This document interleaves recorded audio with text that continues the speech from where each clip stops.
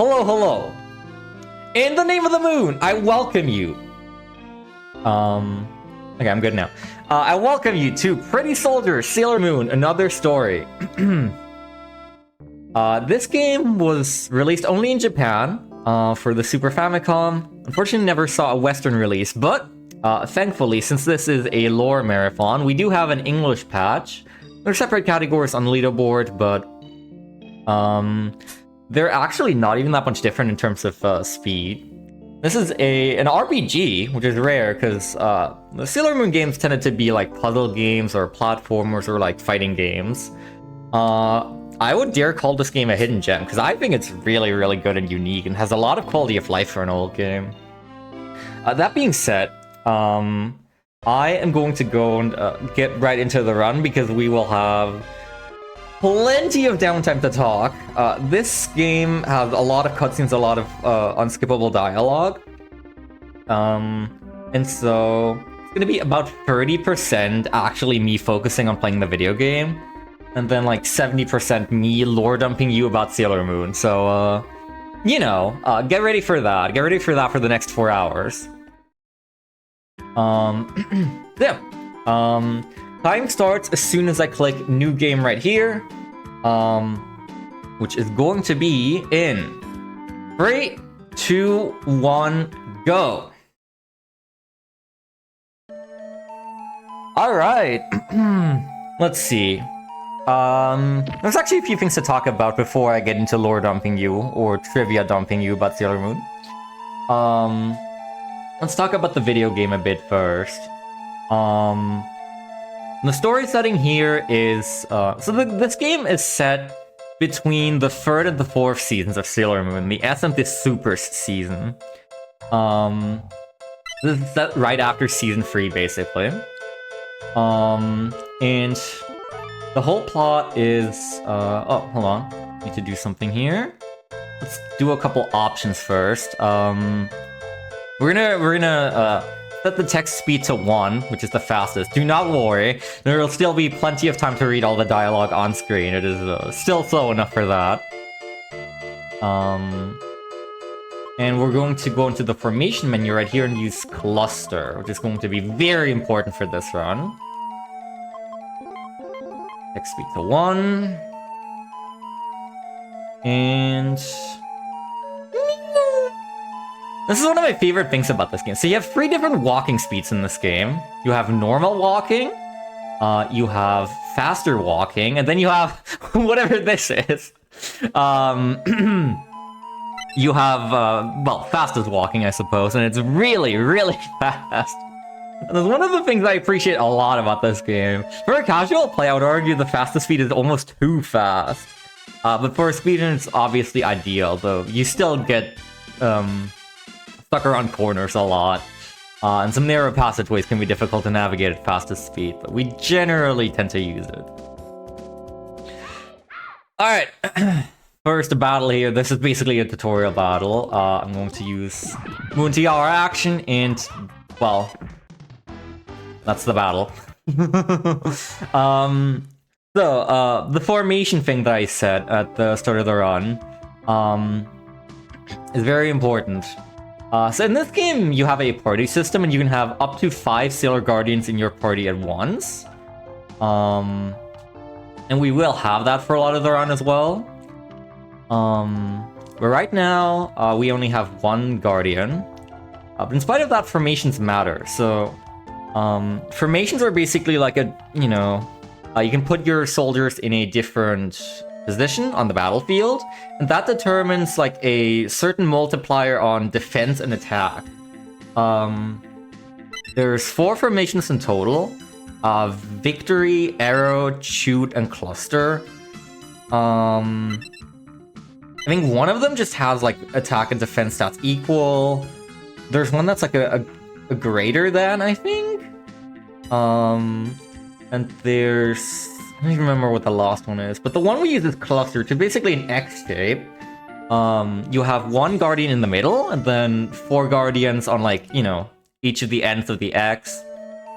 And the guardians on the ends of the X will have a great defense increase, but an attack downgrade. However, the important part here is that the Guardian in the middle of the X has their defense cut to 1/4, but they also have their attack quadrupled, which is enormous. And again, we can take advantage of this even though we don't actually have that many Guardians in our party yet. Like, even though it's just Sailor Moon, we can put her in the middle of the cluster, and she gets quadruple attack, which is why that first fight was so trivial. We're gonna be, like, starting out for the entire early game, we're just gonna, be very powerful, because they don't expect you to, like, do this right away. They expect you to get the hang of the battle system first. Which, it does take a while, casually. This is not something that the game ever explicitly tells you. It, like, hints to you at it, but it's kind of obscure. And you don't know the exact modifiers of each slot. When you do, it's very handy. We're going to use cluster for the entire run. There's not a single point where we switch to a different formation. So as far as plot goes, this game's plot is entirely separate from the anime and the manga. It's completely its own thing. It draws inspiration and, like, references the anime and the manga a lot. But this is not canon to any of what happens in, like, season 4 and 5 either. The plot is basically that, we haven't even really gotten that far yet, but I can talk about it here. Destiny is being changed. There's a new villain group called Hell Destiny on the rise, and they have the power to alter destiny. And so they're bringing back old defeated foes from, like, timelines where they actually succeeded in defeating the Sailor Guardians. And that's what we'll be fighting the entire run, basically. Like, the regular enemies, like, encounters on the street, are the little minor monsters of the day from the anime. While the, like, major villains are, like, the Dark Kingdom, the Black Moon, the Deathbusters, etc., etc. And then obviously climaxing at the new villains, Hell Destiny. Fun fact about that, so this is the English patch as mentioned, but there's actually several versions of this patch. There's a really old version that had fairly shoddy translations. And one of those was Hell Destiny being mistranslated as Her Destiny initially. There's a bunch of interesting slip-ups like that. There's been a revised version some years ago, and it's much better. It's actually really, really faithful to the source material, to the 90s anime mostly, as well as the manga.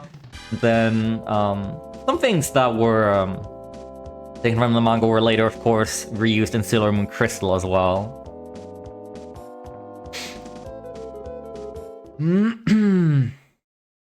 I guess I should actually, like, give a brief rundown of the source material for anyone not in the know. So the 90s anime is the most important part. That's what everyone knows Sailor Moon for the most part. Let me just enter the train. So the 90s anime was split up into 5 seasons. First season, also known as Sailor Moon Classic.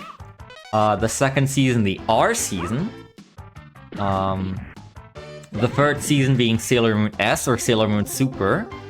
The fourth season, Sailor Moon Super, like Super S, but it's not actually pronounced that way. It's specifically Super. And the final season, Sailor Moon Sailor Stars. Again, this game takes place after season 3. So you're gonna see a lot of that. These encounters are right here are basically EXP bags. They're not very difficult. They're specifically there because after chapter 1, each of the Guardians will have their own little solo chapter, and this is to set them off with some EXP, because this is actually the last fighting we will do with them for a while, until they begin their solo chapters. Right now, we are together with Sailor Mercury, Mars, Jupiter, and Venus, the so-called Inner Guardians. And we are currently witnessing the first monsters of the day coming back to Rome, Juban.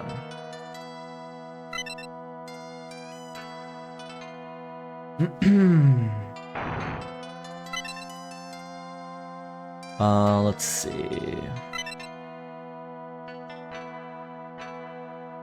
What else can I talk about? I kind of lost my thread for a moment.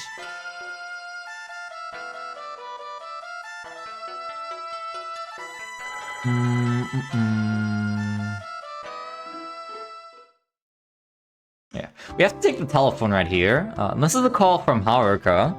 Haruka being Sailor Uranus. So they're also involved in this. Season 3 being the one that introduced the so-called Outer Guardians. Sailor Uranus, Neptune, Pluto, and Saturn. Specifically, I suppose, Pluto was already introduced with the end of the R season.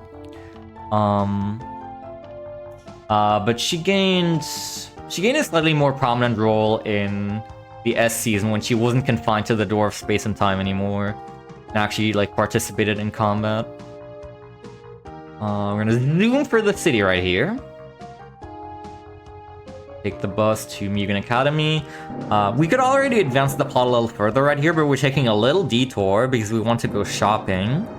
And now is a good time to do so because later all the streets will be infested with encounters. So we're going to go down here into this restricted area. We'll be visiting it again later. I'm gonna grab this and this.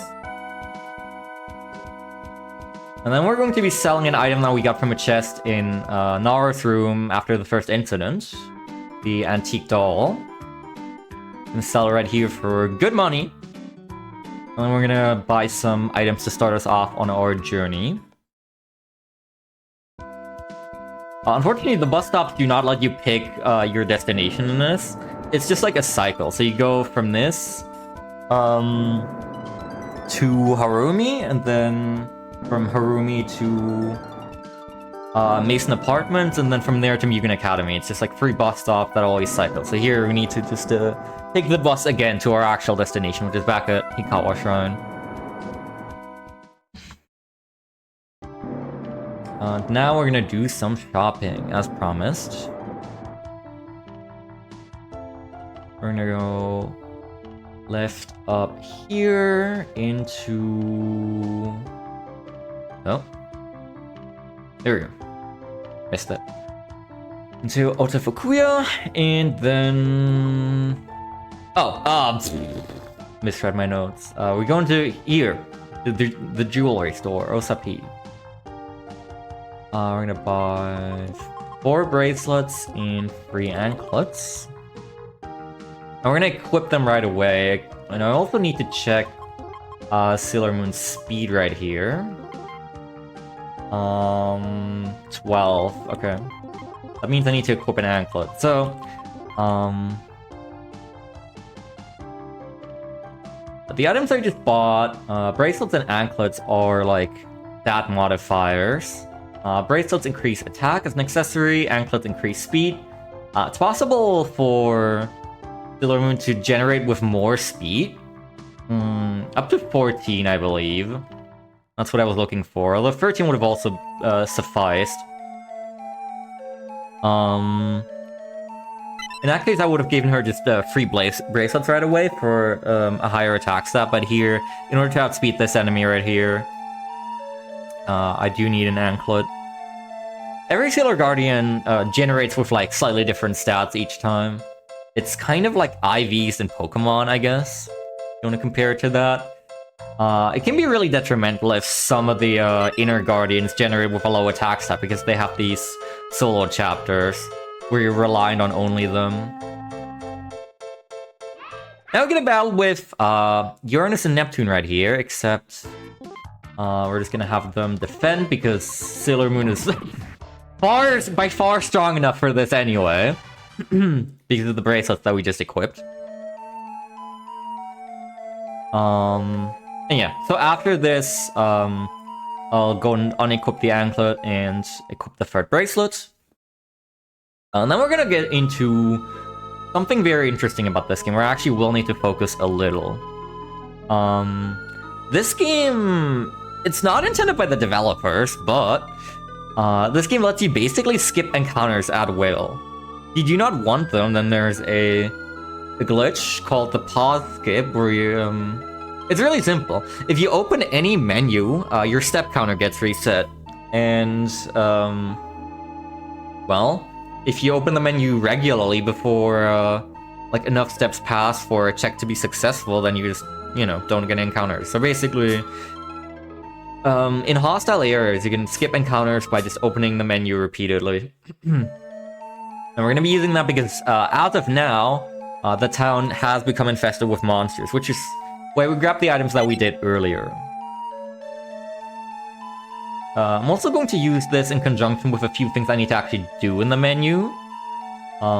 Get those out of the way while I'm, like, pause skipping. So for instance, I need to equip the third bracelet on Sailor Moon. And I also need to do something special here. I need to make a link tech. There's a special combo system in this game. Various Sailor Guardians have, like, combo techniques. You need to figure them out in that screen, like trying to group up various Guardians, see if they have a combo technique. There's a lot of them, and they're all really cool. Sailor Moon has one combo technique with every Guardian. Then there's a couple other special combinations. Right, okay. Sorry, I was just reading my notes. There's a couple other special combinations. And there's also 3 specific, like, triple combinations where 3 Guardians work together. Those tend to be some of the strongest attacks casually, but we actually don't make use of any of them in the speedrun. The only combo technique that we use is the one between Sailor Moon and Sailor Venus, which is Healing Shower, which is an attack buff. And so it's going to be very useful for us later on. We actually don't have that much opportunity to use it, but it will be very handy to have.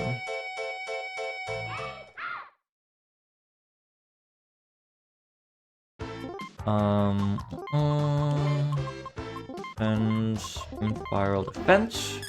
This guy's a little stronger, so we need to use Moon Spiral Heart Attack instead of just bashing. But yeah, Sailor Moon can still very much solo these fights. At this point, we have 4 members in our party. We have Sailor Uranus, Neptune, and Saturn with us. But Sailor Moon easily solos these fights. These are not expected to be this powerful at this point in the game yet. You're not expected to have 3 bracelets and then also use the Buster Formation.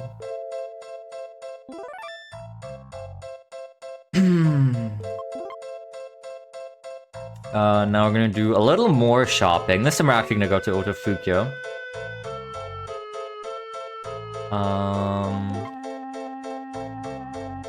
Right here. We're gonna sell this, sell this, sell this. We're gonna buy 2 colognes, 1 all cure, 6 manicures, and 3 foundation creams. Those are going to be very important items for the solo chapters. The manicures and the foundation creams especially. Because those items are, hold on, let me just sort real quick. Get the manicures up top. Those items buff attack and defense respectively. Manicures buff your attack. Foundation creams boost your defense. Which is very important for each of the solo chapters. And you actually, in most solo chapters, you cannot buy them. So it's like, buy them now, or you'll have a hard time. The first solo chapter in particular, the one with Sailor Mercury, is a huge casual roadblock. Because the shop doesn't really sell much useful stuff. The boss is really damn difficult for early on in the game if you don't know about any of the options that the game gives you yet.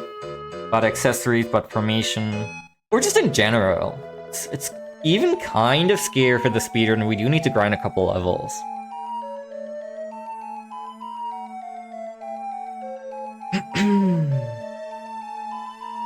Yeah. At this point, the inner Sailor Guardians have gone missing. We're here with Uranus, Neptune, and Saturn. We don't know where Pluto is, and she isn't relevant in the story for a while, because her point is kind of to be like a solitary guardian stationed at the door of space and time, which won't be relevant until chapter 3? So now we're getting a transmission from Sin, one of the Oppositio soldiers. This is something that is only in this game. That is not taken from any other piece of media. The Oppositio soldiers are basically rebel children, I suppose you could say.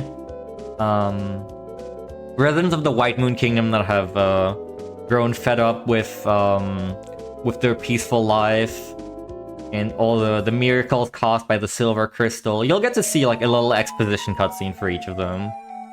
And they want to take destiny into their own hands. And so they've been picked up by Shaman Apsu, who has promised them infinite power to rival that of the Sailor Guardians, and now they wish to take them down. We didn't like that. We're gonna do something about that.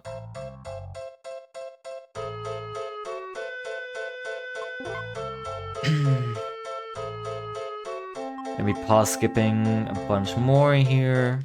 It's always very hard to judge how long you should wait before each pause. Because generally you can go longer, but you don't want to get punished. Because in any event, getting an encounter and having to run from it is worse than just like taking an extra pause to get to your destination.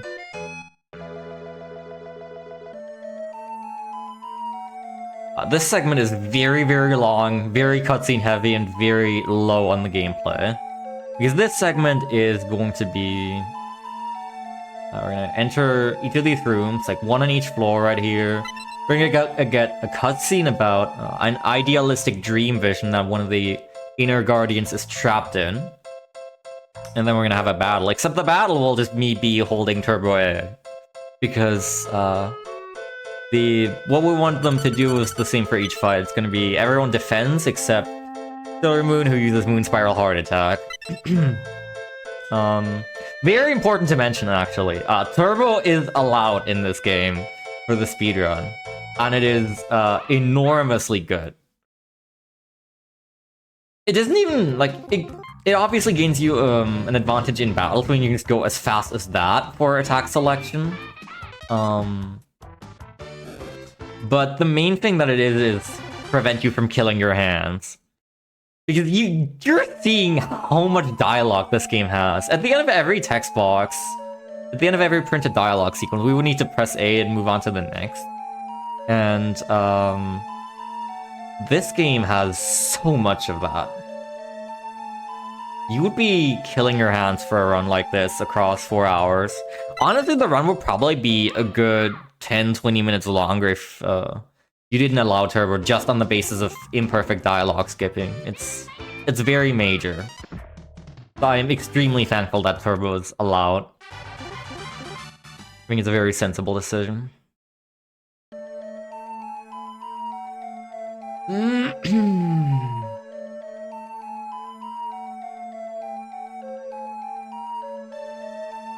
Let's see.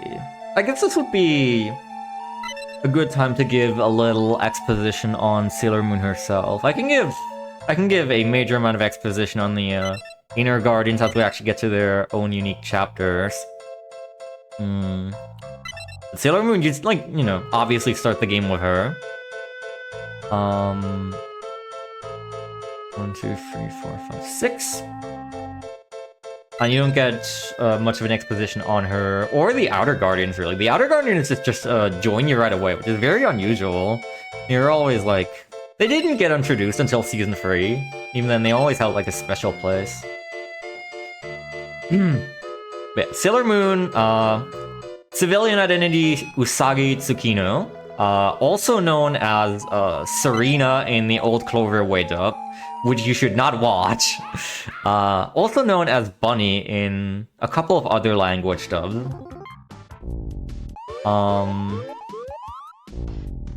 she was awakened by Luna, the moon cat. Pretty funny scene. Like, she's just on her way to school, and then she sees this cat with a plaster on her forehead, covering up like a moon symbol. And she's, I think it was like a prank by some other children. So she decides to take it off. And then the cat runs away first, but then comes back later into Usagi's room when she's back home, tries to sleep. And then turns out she can talk! And she hands her the transformation brooch. And 1, 2, 3, 4, 5, 6. Usagi transforms into Sailor Moon for the first time. At first, she doesn't really want to be a hero. She doesn't really want to fight monsters. She's very scared. But like that's basically the point of the series. Is over time, you see her get more courageous. You see her take responsibility for everything. You get to find out about her past, her lineage, her destiny, etc., etc. And she eventually grows into a really strong woman. That's something I've always liked about Sailor Moon in general. You have a very strong, basically all-female cast. There's one guy who's sort of relevant, which is Tuxedo Mask. And he does often like show into a save the day. But the most he usually does is like throw his funny jet-powered roses and like distract the enemy temporarily so that the girls can take care of it.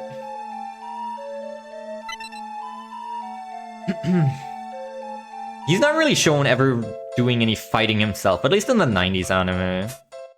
In Crystal, he does like gain some attacks, which I actually find kind of weird. He's always played like a side role or a support role, more or less. It's just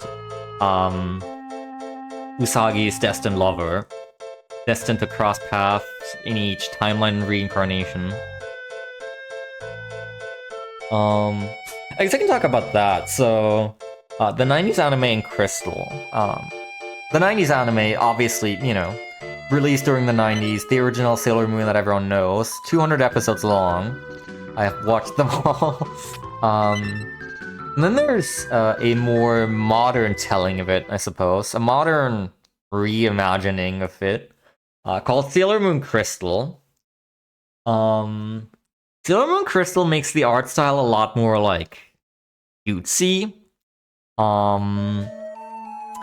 And it speeds up the pacing of the anime very, very rapidly, because a lot of people complained, more or less, that Sailor Moon is, like, it is about 60% filler, I suppose, if you want to call it that. I don't like calling it filler, because it's just world building to me. I still really appreciate all the episodes where no major groundbreaking plot things happen. I feel like the pacing in Crystal is completely whack, because they just, like, skip all those episodes and basically have all the relevant stuff. It's like, so in the 90s anime,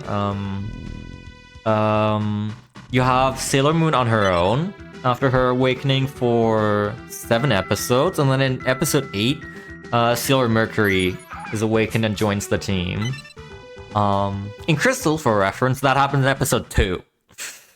With episode 3 being Sailor Mars, episode 4 being Jupiter, and so on and so forth.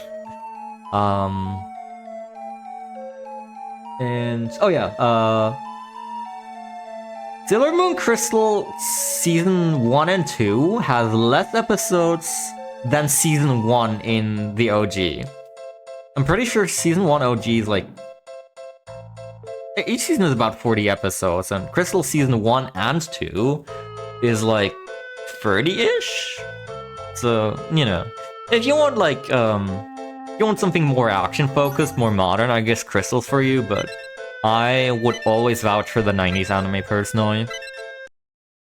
That said, should you ever decide to watch it, please do yourself a favor and either watch like Japanese with subtitles, or without if you can understand Japanese, I guess.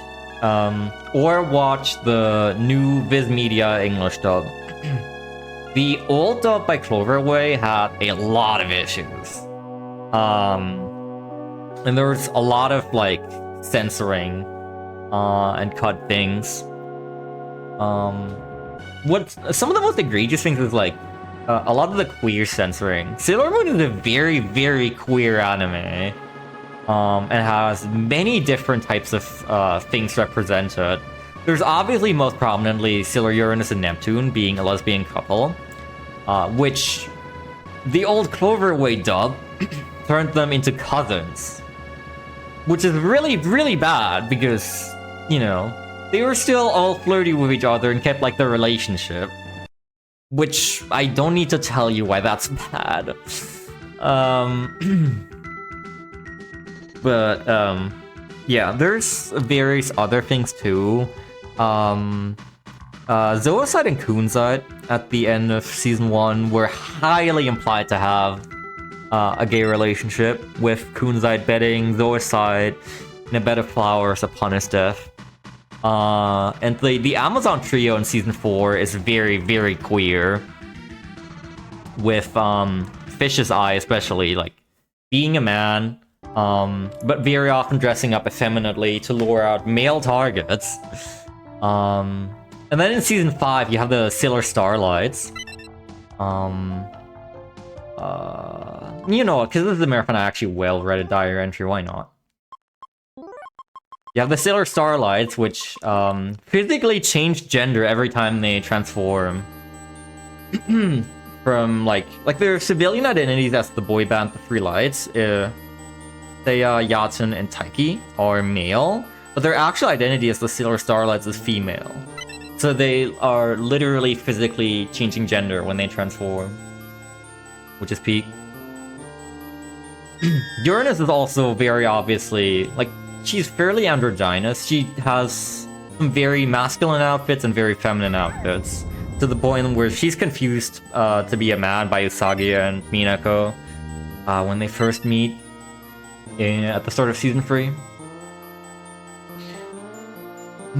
Thank you very much for the raid!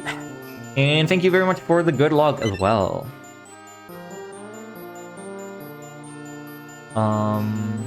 Hope everyone is doing well. It's a fine morning. Sailor Moon content to wake up to. Okay. I haven't talked about the video game in a hot minute. I can actually do that again, because now we have started our first solo chapter. So this is Chapter 2, In Search of the Stones, Sailor Mercury. As mentioned, each of the Guardians have their own little solo chapter. Mercury, then Mars, then Jupiter, then Venus. This is Mercury's solo chapter. She is in Switzerland, Europe. She was on top of this great glacier, but then a whole bunch of monsters came, and now she fell down, was nursed back to health by this boy named Hans. And he's also very worried about his mother. She seems to have caught a great fever. But as we see in this cutscene, she doesn't trust ordinary fever medicine, or really medicine of any kind. He only trusts special medicine made by Dr. Schwartz, who lives in a cave in the glacier for some reason. And is also like... You're gonna see the cutscene later. I don't really want to talk about it too much, but he is a total creep and pervert, unfortunately. So, you know. So I wouldn't really personally trust him with anything, but it is how it is. Actual gameplay, I can't believe it. We're gonna equip Mercury with 3 anklets. This is necessary, but this is in case I happen to mess up an encounter skip and I get into a fight. These anklets boost my speed, so I can just run immediately. I'm gonna have to encounter skip this entire section right here. All of this is a hostile area. We're actually supposed to go to a village over on the right to find out where exactly Dr. Schwartz is, but we just know that he's in a cave up here, so we can just immediately go and visit him. There's not actually a necessary story trigger right there.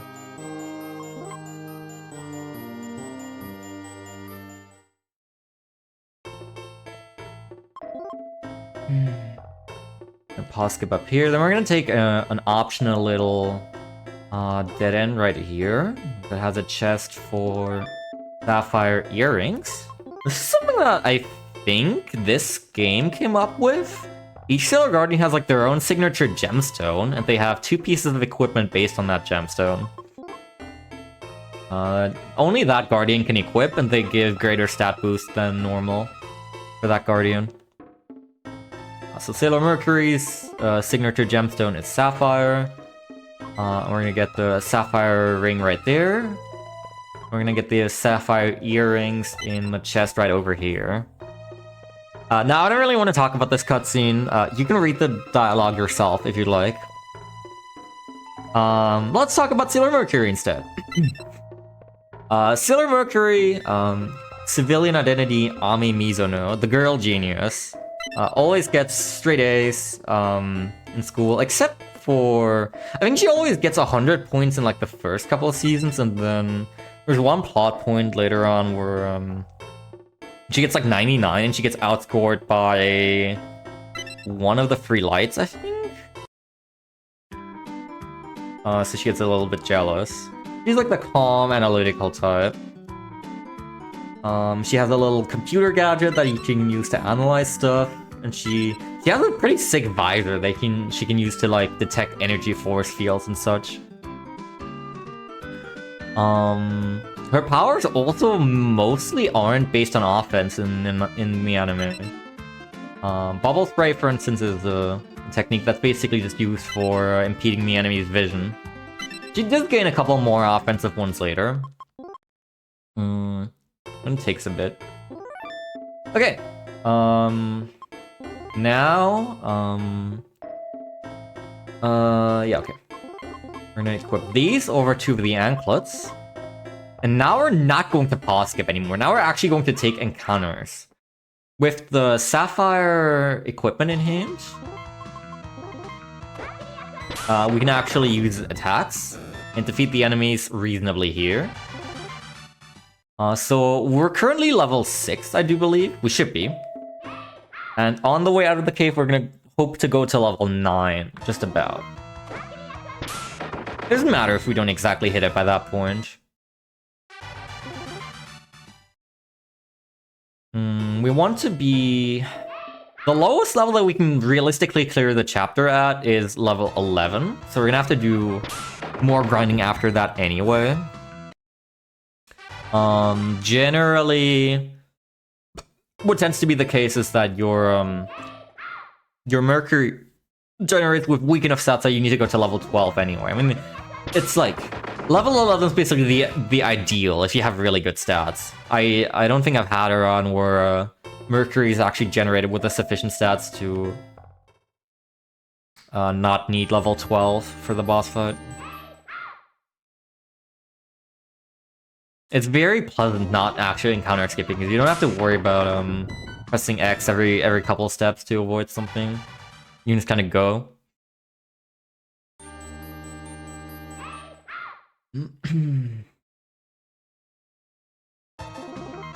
Yeah.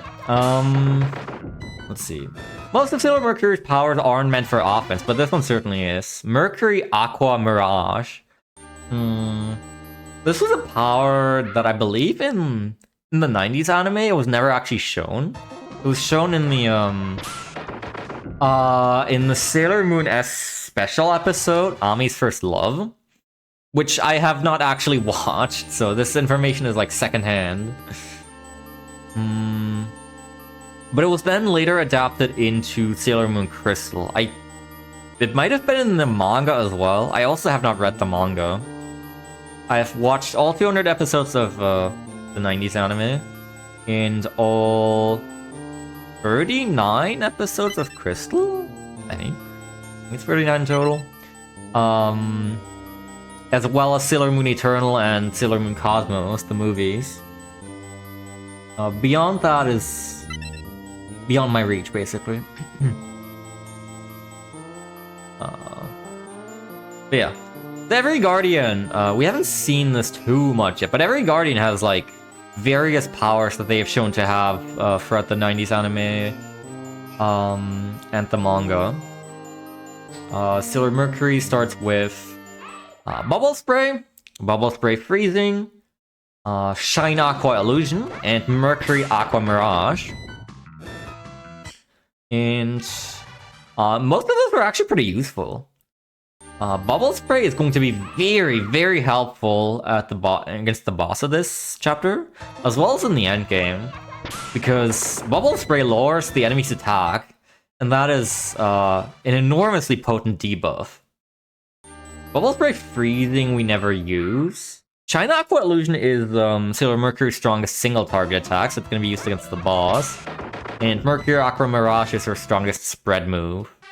Every Guardian basically comes with a strong signal target move and a strong spread move, which makes a lot of them pretty redundant, and some of them not very useful because their other moves aren't that great, unfortunately. Some Guardians will just be left in the dust later on.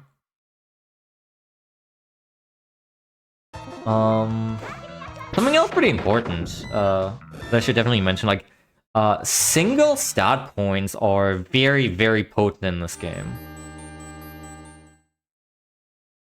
I can level up and get, like, 2 attack points extra, and it'll like, I'll deal, like, at the start I'll deal, like, 20 more damage, and then later on it's going to, like, that factor is going to multiply by a lot, because the damage scaling in this game is pretty whack. We will eventually be dealing damage well into the thousands, and we will be hitting the damage cap on the final boss. It's quite something. So when I bought those manicures and the foundation creams back in Juban, those increase attack and defense. I want to say Foundation Cream increases defense by 3, and then Manicure increases attack by 5? I could be completely wrong on this. Let me just check my stats real quick. 24... Oh yeah, no, this is... Yeah, no, this is not the greatest Mercury. We will definitely have to go to 12, but that's alright. 12 should be sufficient. So I think it's 3 points for defense and 5 points for attack respectively, and that is a major deal. Like, 5 extra attack is enormous. Now, we're gonna be doing much, much bigger numbers using those items. We'll be using them throughout basically every major battle in the run. Eventually, we will start getting more potent items even, and we can stack buffs. To a fairly great extent from various sources. Like, Healing Shower and Manicure don't override each other, which is very nice.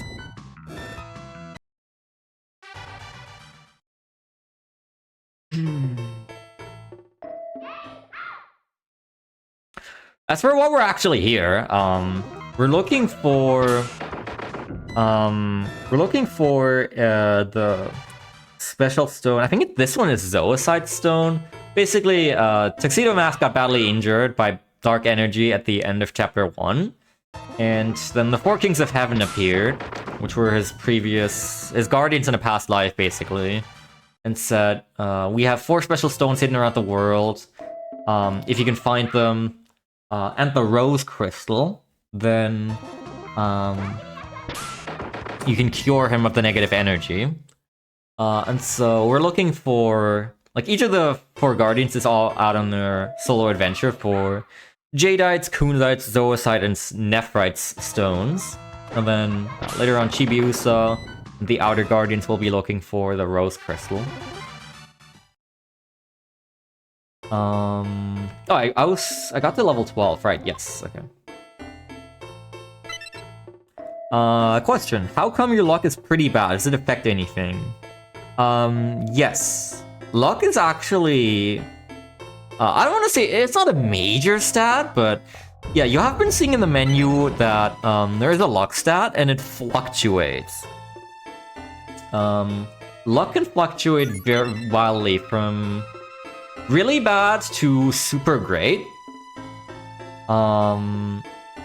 Hold on, I need to, there's actually a no input that I need to do here, so I need to not hold Turbo A for the entire cutscene.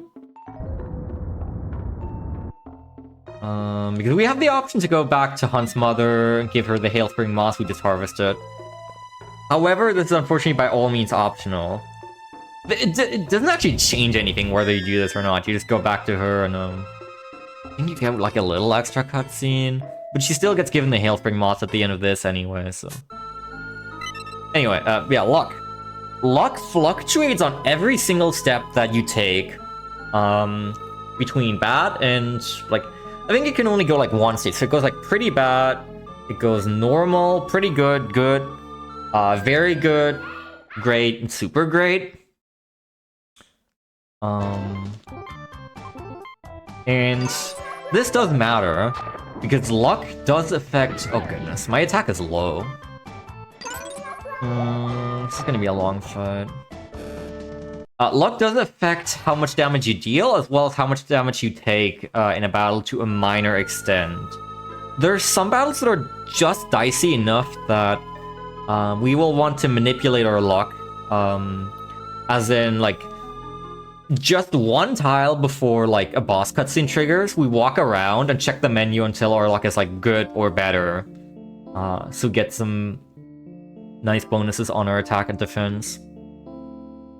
I think it's, like, 3 bosses that we do it for.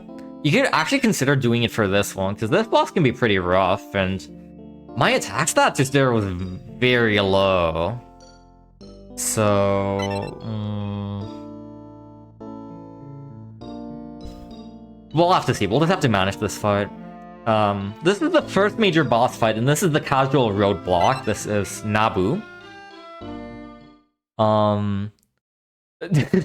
I already defeated the first form, but this one here is much stronger. So first we're gonna debuff it using Bubble Spray. Ow, Jesus.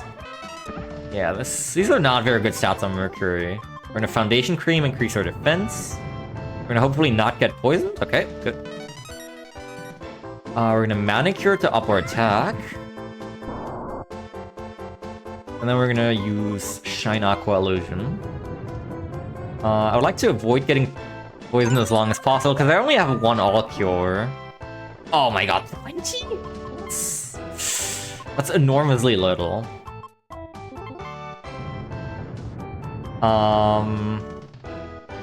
In my PB, which was actually just yesterday, I was doing 40 damage pop here. And the greatest I've done is like 60, which again, like, that just goes in to show single stat points. Like, if Mercury just generates with a little more attack, it can make so much of a difference. This boss is 220 HP for the record. So we're gonna be sitting here for a while, and actually, it might be a little rough because I only have 2 colognes to refill my EP. Those are the little diamonds down there. Every special attack takes some EP to use. And EP refills after every wild encounter. It's not much of a factor there. I'm gonna Life Water to heal up. Don't hit me. Okay. I think the last cologne I do need to save. Do I have anything else to unpoison? I don't think so. I'm just gonna need to, like, regularly Life Water. This kind of stinks.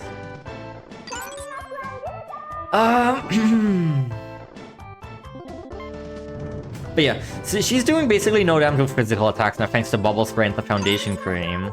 But the poison's doing 20 every tick, and I only have this one last Shine Aqua Illusion left. So after that, we're gonna need to... Yes, bash? How little does that do?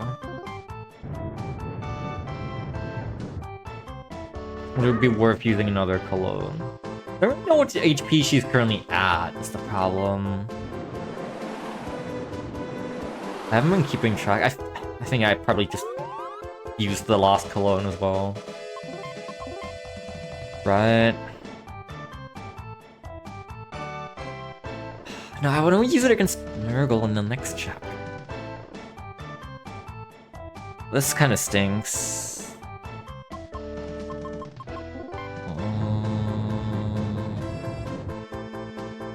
Okay, we'll just be here for a while. I haven't had this poor stats on Mercury in quite a while, I'll say that. We do have a decent amount of life water to spare, I think, so... I'll just suck this up.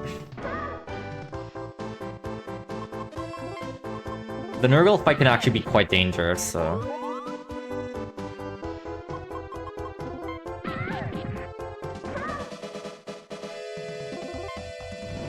So fights like this make me wonder what was my luck upon entering that, like, lost tile to the boss cutscene.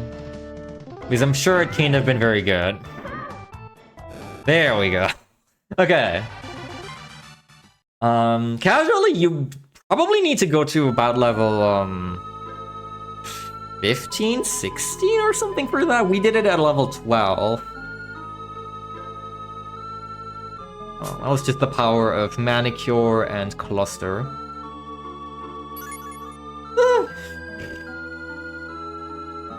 But yeah, that is our first that's our first solo chapter done. We're gonna go back to Hunt's house. Her mother, his mother has received the Hailspring Moss, and we're gonna go off. We're gonna have one more cutscene with Dr. Schwartz that I will not comment on.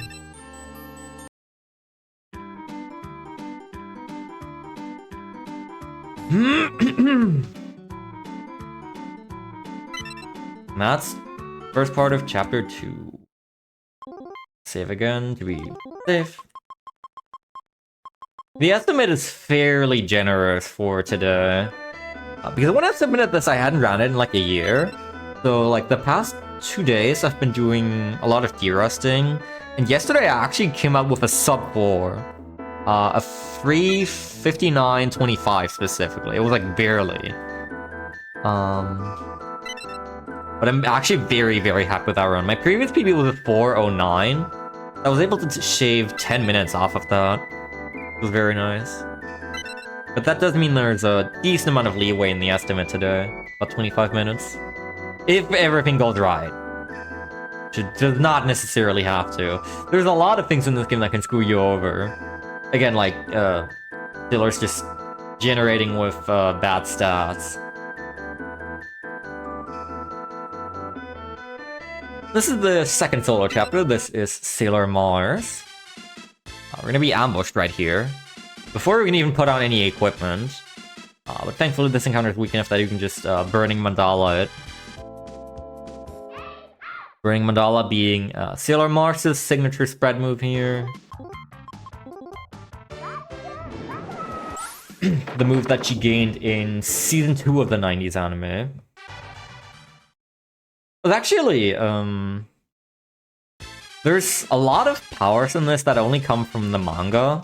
Or then later adopted into Crystal. So like, the way that I basically got into this game, or specifically, I should say, I didn't get into Sailor Moon and then found this game.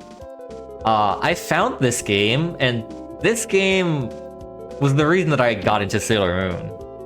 Which is very funny, because this is a really obscure game. It's Super Famicom only, which is also a console that released before I was born. Not to mention only in Japan. And you know, it's a video game. You generally tend to check out an anime and then see if there's maybe anything game-related after, even though anime adaptations or like movie adaptations are generally not that good. But for me, I found this game and I got really hooked on like the entire world and setting and the characters. Now give me 1 second. We need to shop right here. I need to buy 3 all cures, 5 bracelets, and 7 tiaras. Tiara is the equivalent of a bracelet and an anklet for defense, so... where bracelets and anklets increase attack and speed, respectively. TRs increase defense, and this is going to matter quite a bit. We cannot go through the game just outspeeding everything and killing everything in one turn. That is unfortunately not reasonable. We will need to take a few hits here and there. So yeah, a good friend of mine, named Bretchman, that is twitch.tv/broedgeman. He's doing a quest called the SNES Legacy, where he tries to play every single game ever released for the SNES. And he specifically like hand-picked a couple of JPA exclusive titles to add in. And this was one of them. And I'm very thankful it was, because this had a good English patch, so he put it in. And when I saw this on stream, I was just like... I was kind of enamored. Oh, I need to, That almost went horribly wrong. Bracelet to anklets. So I can actually outspeed and kill things here. Because I do want to take encounters here. Because this is, I think a really cool RPG with a lot of unique things, like the battle formation thing. It is super faithful to its source, and like does it a lot of justice. The writing in the translation patch is fantastic. And it has a lot of like modern quality of life, you could argue. With the really fast walking, it has like an option that lets you have the cursor basically memorize where you put it in a previous turn, which is also really essential for the speedrun. Second.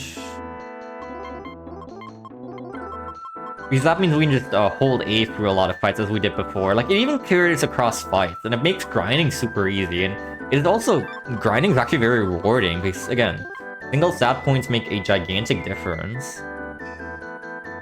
Now this boss fight's a little dicey. My rat actually doesn't tell me to do this, but I am going to take a couple steps and wait until I have good luck in the menu right here. Because I have died in many previous attempts on this fight. Just because I've, like...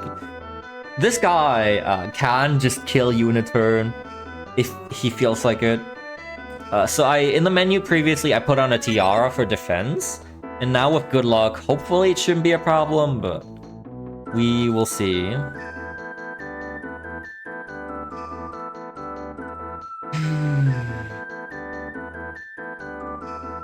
As for what's actually happening, we're right here in Nepal, and we're trying to locate, I think it's, yeah, Jadeite's Lightstone.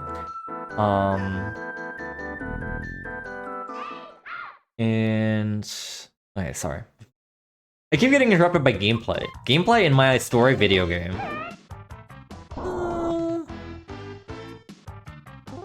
I'm gonna assume worst case and just... life water? Okay. Now I should be able to 2-hit KO him. Maybe even 1-hit KO if I'm lucky?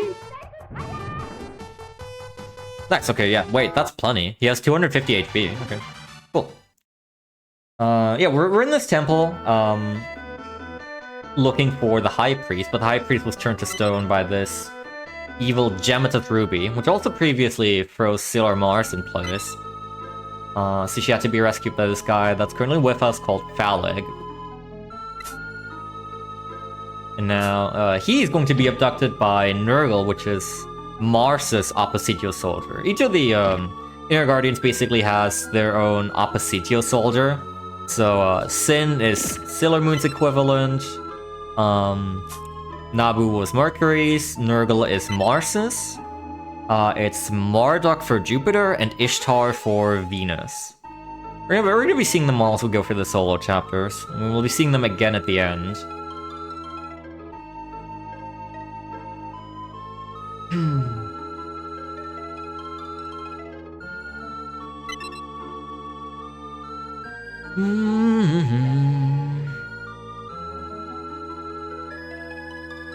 Let's see, Sailor Mars. I talked a lot about Sailor Mercury. I haven't talked about Sailor Mars at all yet, even though we've been in this chapter for quite a bit. We need to pause skip again here. Sailor Mars, her civilian identity is Rei Hino, a shrine maiden at the Hikawa Shrine, which, after they met in episode 10, and she was awakened by the other guardians, that actually ended up being a very common location for them to just hang out and do stuff in. Then let's just write down here. And yeah, she's the guardian of passion and fire. Has pretty much exclusively fire-based moves. She starts off with Fire Soul. Then she very, very briefly gets Fire Soul Bird in Season 2. Then receives the upgrade to Burning Mandala. Eventually receives Mars Flame Sniper in Season 4. And specifically in this game, you also have the manga exclusive Mars Snake Fire.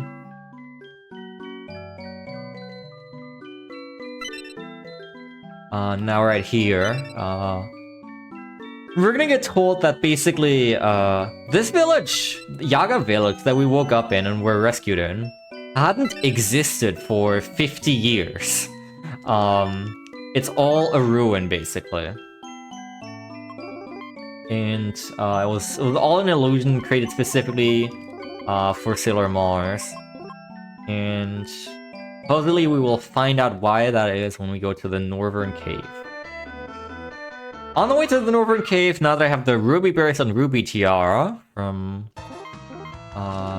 those chests right there, we are going to fight more encounters. Mars can generally take on her boss at level 11. Depending on the stats, sometimes 12 is needed, as with Sailor Mercury. So we'll see. And we'll just take all the encounters here as we go around. Sailor Mars is very much the hot-blooded type and commonly gets into fights with Usagi. And he often even insults her, but never in like a personal way. She still very much cherishes their friendship. Need to check something real quick.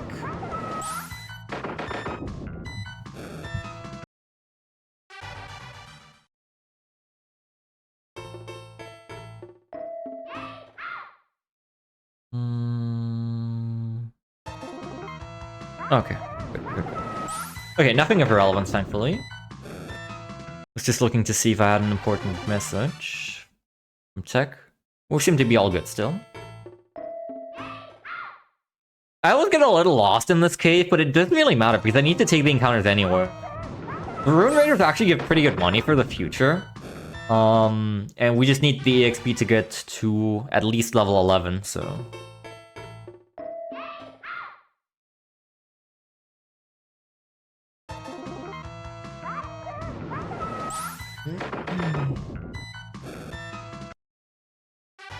In all these chapters, we just kind of put ourselves in a state where we can outspeed and kill everything in one turn using bracelets and anklets.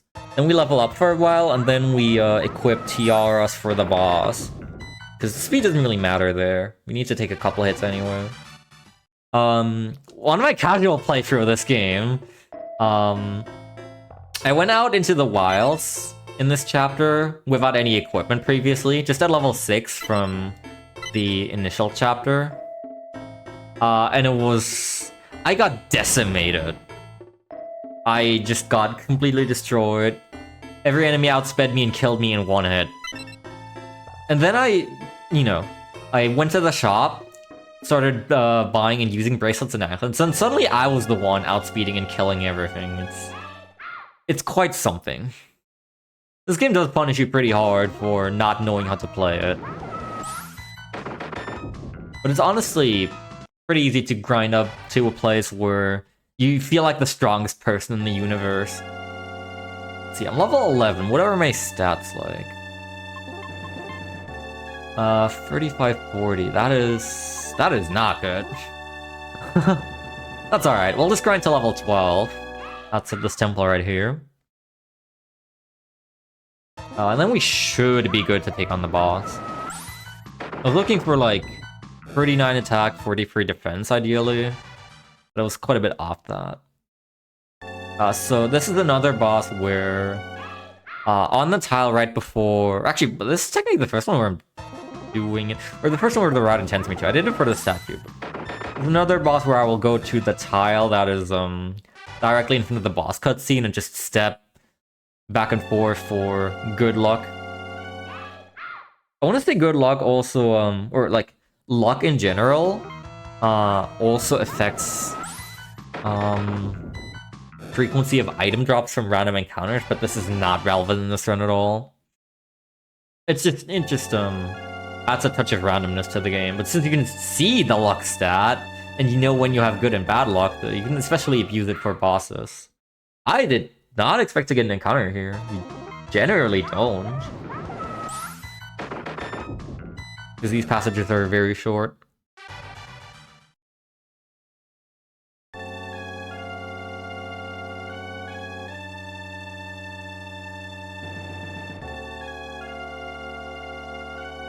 Okay, I'm gonna save right here. That can be a little dicey. It's not much of a threat. It's actually less of a threat than the High Priest fight, I would argue. But just to be sure, I'm gonna step right here until I have good luck, or very good luck. I'll also take very good luck. Very good is a step above good, so.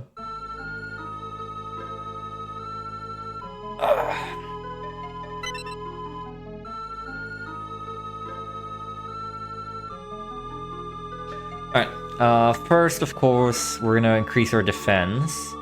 But Nurgle can't do much to us. Foundation Cream is very, very powerful. Now we're taking 48 damage. Now after that, well, that was the stronger attack. But we still took less from it. And now we're gonna use Mars Snake Fire. 123. I'm actually gonna need to heal here.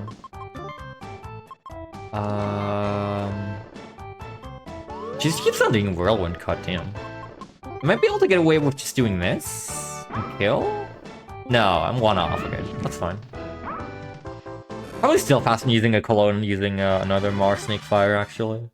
Which also means that I realistically could have cologned on Nabu again. Cause yeah, in general, sometimes you can even 2-hit KO Nurgle if your Mars is really good.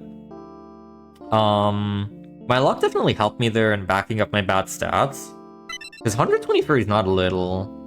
You average like 100 on that fight. Nurgle has 300 HP. You have really good stats and good luck, then you can do 150 each turn and just 2-hit KO her. But the strat is actually use 2 Mars Snake Fires for 100, then you cologne and use another one. That's why I wanted to save the cologne on Nabu, but in the end it would have been the better decision to use it on Nabu, but it's fine. Not a huge deal.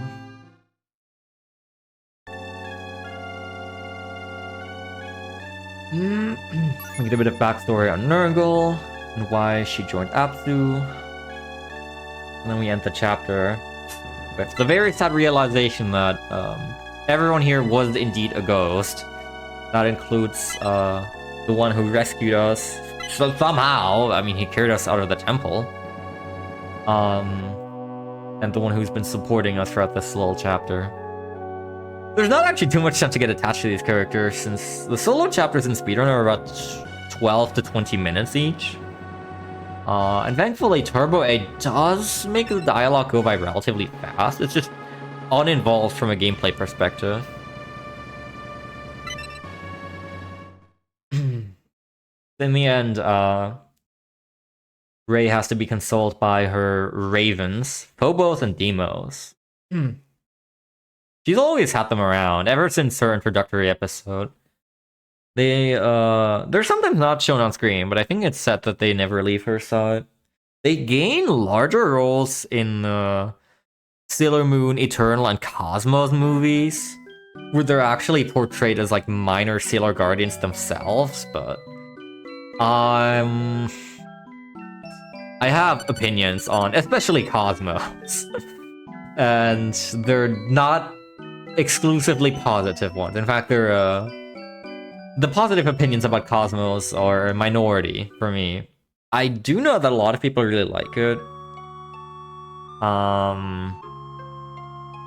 But I feel like it was way too much in one movie. For like, the movie was like 3 hours long, and they wanted to cram way too much into it, and it diluted like everything else. They made up Sailor Guardians for like 50 million unique unknown planets that have a relevance for like 5 minutes total.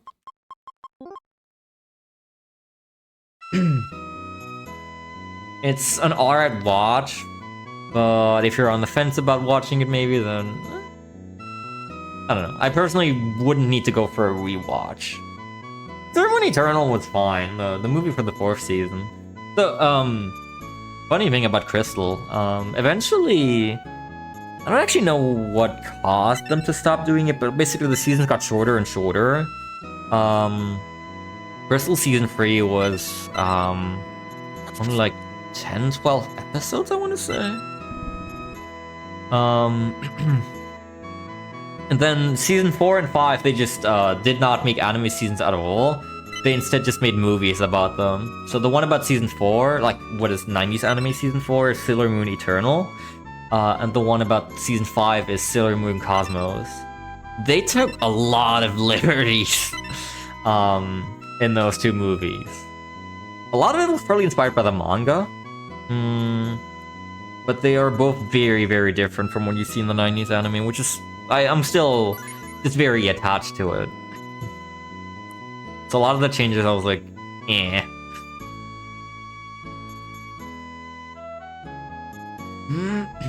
This is one of the best soundtracks in the game, I think. Jupiter's Chapter. We initiate some dialogue, then we can talk. So this is Jupiter's solo chapter.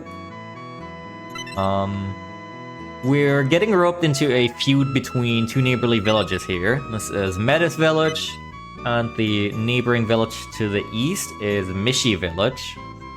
And they've been in a feud for like 40 years. And now we found out that the nice guy who helped us get into this village through a special pendant, his name is George. This is him right here with the green hair. He is in love with Mary from the other village, and they can't really be together because the villages are fighting. So we have to settle things, you know, as the outsider who is just destined to solve these age-old problems they keep carrying around with themselves. For safety reasons, I'm gonna equip free ankles onto Jupiter right here. I've never actually needed this, but I always do it anyway. It's barely even a time loss, because you have to go into the menu anyway. Just to pause skip.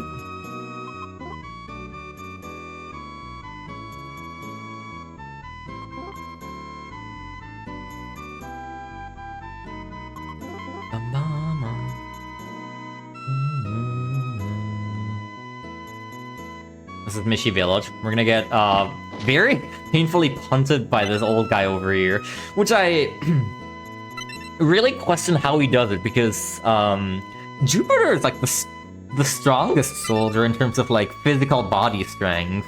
He's very often portrayed with this, especially in the early seasons. They forget about this a little in the later seasons, but she like beats up bullies, and she just like completely deadlifts people. She's very strong. They're gonna also... They did work it into this cutscene right here. Because we just, you know, jump a couple stories into this, the window of this lady. This is Mary, who's dropped her pendant out at the window. We just jump in, and then her father comes, and starts jumping out of the window again. Jupiter shatters the wall right here. First of all, how? I mean, she has superhuman strength, but still. Second of all, how did she know that this room was here? Third of all, what Surely Mary should be very, very upset at her just breaking the wall like that. And her father, no less. But it's okay. We're just gonna escape for this secret underground route. Secret tunnel through the mountain. This chapter is a bit whack, to say the least.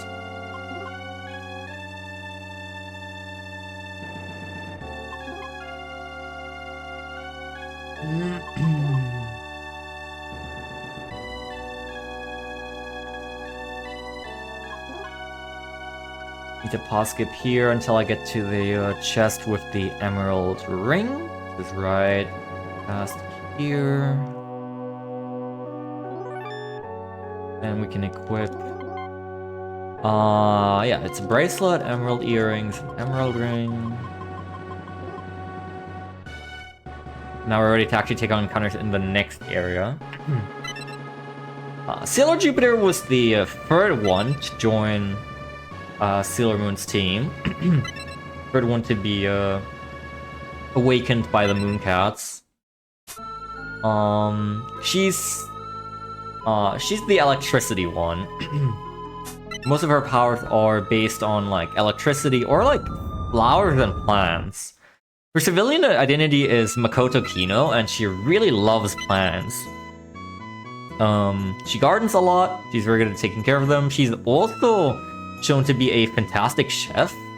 And one fact that they keep harping on is that she is really, really tall. Makoto is like a giant among women. Even taller than many men. One thing they keep harping on about in season 1 as well is that like every single man she meets, she's like, oh, he looks just like the guy who broke my heart. Which thankfully they basically stopped going on about that in later seasons. Because we already have two very boy-crazy Sailor Guardians, Moon and Venus. I mean, Sailor Moon is obviously, like, end of season 1, and then the entire rest of the anime, she's very much in a relationship with Mamoru / Tuxedo Mask, but Sailor Venus cannot settle down. And she's basically always going on about the latest big star or trend or whatever. So we did not need that in Jupiter. She's a very strong woman. Cares for her friends, protects them, steps in herself, etc., etc. Yeah. She gets Supreme Thunder. Very momentarily gets Supreme Thunder Dragon in season 2. Then she gets she gets Sparkling White Pressure as her main move in season 2. Eventually going into Jupiter Oak Evolution in season 4 as her strongest move in the 90s anime. And she also has right here Coconut Cyclone, presumably from the manga. I don't know if this one was actually adapted into Crystal, I'm unsure. In Crystal, she gets Flower Hurricane instead. But I don't know if she gets Coconut Cyclone. It's been a little while since I've watched Crystal. So we leveled up from 6 to 8 right there, using that nice double encounter. That was actually pretty convenient. Now we're gonna go up the protection tree for Nephrite's Lightstone? We're gonna level up to 9 here, hopefully. Very nice. Looks like Jupiter has good attack. Okay, not quite 9 yet. So the boss fight of this chapter is very trivial. Something funny about the solo chapters is that they get easier as you go, for the most part. If you remember Nabe, we had to do like 5 turns of setup, and then we had to do like 8 Shine Aqua illusions, and it still wasn't enough. This fight is going to be very much the opposite of that. This is Marduk. This is already the end of the chapter, more or less. From here, it's just going to be this short fight and cutscenes. We already had to do a lot less setup on Nurgle and Mars's chapter, but this one is going to be even less. And then it'll climax at the Ishtar fight in Venus's chapter. It's going to be very funny, because that fight is a blink and you'll miss it.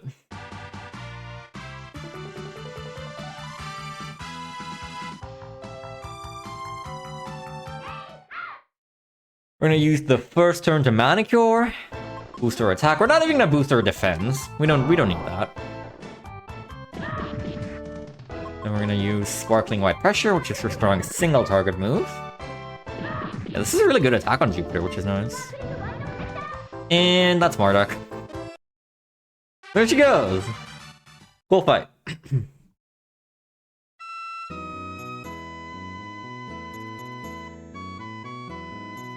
Yeah, you see why Mercury's chapter ends up being a really big roadblock for some.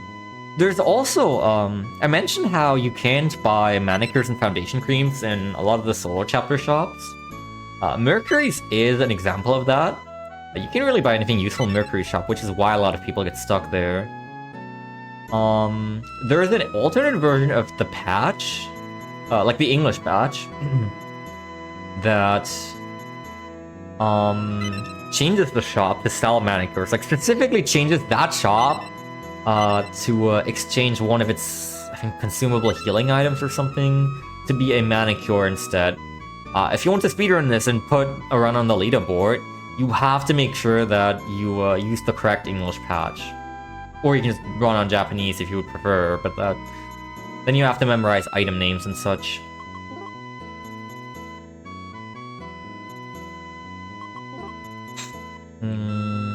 There's also, like, I don't even really know what this entails, but there's like a grindless patch. Because obviously for a casual player, a lot of the experience is going to be grinding up your guardians for the fights. You didn't really know a good, efficient way to do them.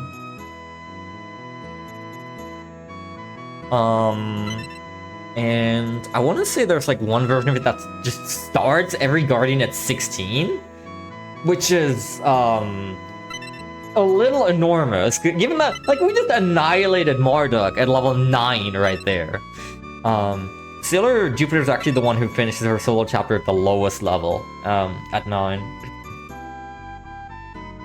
And starting at 16 would make the early game quite trivial. Except for maybe Mercury's chapter if you really didn't know what you were doing, but... yeah, just be sure to use the right patch. I believe there's also like a secret cheat code you can put in on the title screen, just like built into the game, to start every guardian at level 16, and there's... I don't actually have any confirmation on this. There's like rumors, I read on GameFAQs that like, if you plug in a second controller and then use like a special cheat code, you can start every guardian at level 99? At which point you're just one-shotting every encounter and boss in the game, guaranteed.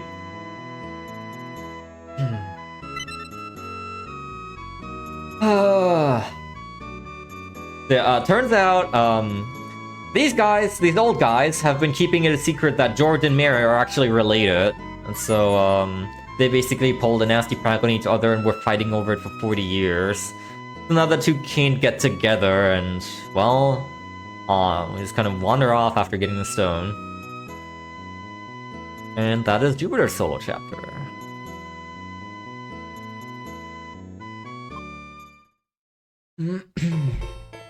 Alright, I always forget, Venus does not start with a cutscene. Venus' solo chapter immediately starts you off in gameplay, and this is a non-hostile area, so you can just... through all of it. Well, until right here, of course. When you have to let Turbo 8 take over. So yeah, we got Kunzai's Lightstone! That was Venus' solo chapter, I hope you enjoyed. Moving on to chapter 3. Bracelet, anklet, topaz bracelet. Just kidding. Of course it wouldn't be that easy.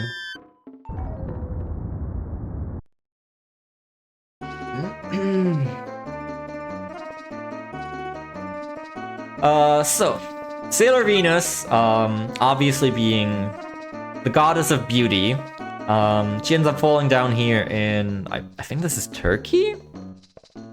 This is Riyadh village, and this is a village where only men live, and well, you can read the dialogue yourself.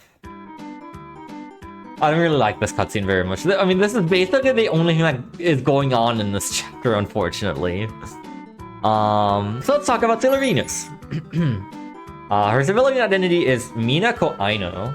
And Sailor Venus is particularly interesting because she was actually the very first Sailor Guardian ever awakened. And she was specifically awakened not by Luna, but by Artemis, which is her cat, the white one. That's always going around with her. She was awakened as a Sailor Guardian about a year prior to the events of Sailor Moon, aka the classic 90s anime episode 1. And there's a whole manga dedicated to it as well, called Codename Sailor V. Which is all about, like, Artemis awakening Sailor Venus as a guardian, and everything that entails. I believe, Artemis, like, Minako was very unenthusiastic about fighting in the same way that Usagi was. But more like in a lazy way, I suppose. Not in a scared way. So Artemis just somehow built, like, a computer arcade game, that was like a Sailor V fighter, to get her into it, and it worked. And then, by the time Sailor Moon plays, Sailor V is already like a very large, prominent figure. She's got posters everywhere. There's arcade games about her, as mentioned.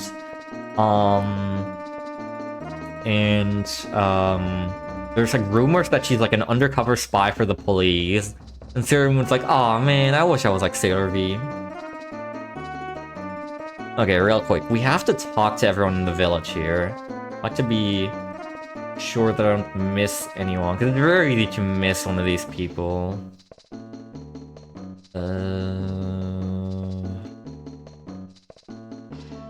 Free, talk to this dude guarding the village as well. They won't let us out until we attend the festivities.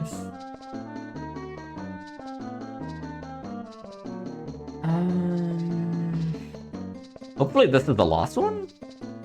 No, it's not. Never mind, I missed someone. The you? Which one of you is it? Ah, there you go. Artemis thankfully tells you when you're done talking to people. Otherwise, I'd be getting very lost there. Pretty annoying segment, that. Where was I? Sailor V.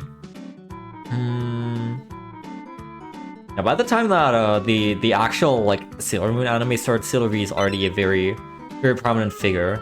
Sailor Venus is kind of the leader of the Inner Guardians, more or less. They start shoving this into the background a little in the later seasons, but she's basically the leader figure of the Inner Guardians, being the first one to have awakened. But of course, the main character in the actual anime is Sailor Moon, and so a lot of the spotlight goes on her.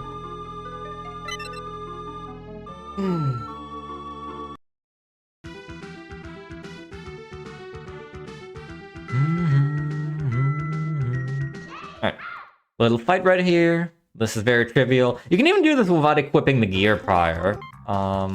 This fight is just Crescent Beam Shower, and then... well, that's it, really. But goodbye. What makes Sailor Venus' chapter a little bit annoying here is, the enemies in this chapter give very little EXP. Like, enormously little EXP. And this chapter has a difficult mid-boss, and a really, really scary area. An area where we do not want to mess up the encounter skip. And I will definitely save before it. So we want to grind up to 9 before the mid-boss, but it's a bit of a slog. And even then, she still has a very high chance of...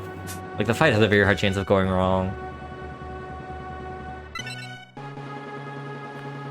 So Ishtar just moved Lord Kunzite's statue, and that statue was sacred, and now that she's like defiled it, everyone in the village has turned to stone, and so we can just go out of here. Like, we could go back to Japan and just bring the Lightstone back, but we'd be horrible if we did that. So first we need to find a way out of this situation and restore everything to normal, like what we got ourselves roped into.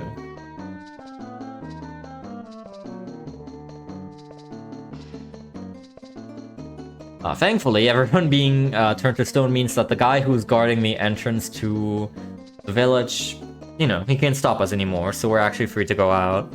And unfortunately, the cave right there, you saw behind those two statues, that's where the entrance of the chapter is. Since they are petrified in there, we can't get them to move, and we can't end the chapter early or anything. I do wonder if you could end the chapter early, if you found a way to like clip in there or something. This game doesn't really have any glitches of note, as far as I'm aware. The only categories on the game, on the leaderboard for this game are any percent, with a variety, like, for the English patch and for just original Japanese. And yeah, that's basically it. There's no 100%, there's no glitchless. This game's also, again, fairly obscure. Not if people know/run it. The leaderboard's not even very densely popular. I think there's like 10-ish runs on like each language. But you can be the 11th if you want to. I actually have some very detailed notes on this game for myself. There's some notes in the resources, but they use a lot of abbreviations and shorthands and are very confusing sometimes. They don't go into a lot of detail, so I like revised them for myself. Come to think of it, I should probably like link that somewhere so everyone has access to it. Because that's like, it's kind of one of the things I'm known for is my notes. They tend to be very detailed and very beginner friendly. I've made a lot of like routes, notes, and guides in my lifetime. Mostly really detailed ones for like the Mega Man Battle Network series. Even for the 100% categories. The route for Battle Network 4 Duo Omega is 300 slides long. Is quite the thing. But also for various other games that I have just like decided to randomly pick up, like this one.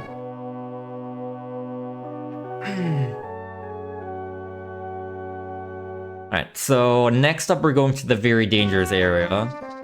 And as such, I'll be taking the time out of my busy day to go to the inn and save beforehand. Because I have been killed here on multiple occasions.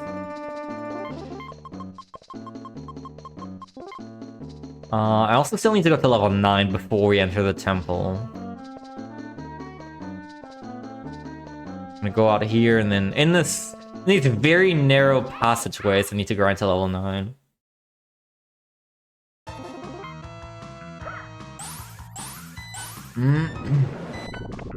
Silver Venus has Crescent Beam, which is not really ever worth using, because Crescent Beam is just Crescent Beam Shower, except it's single target.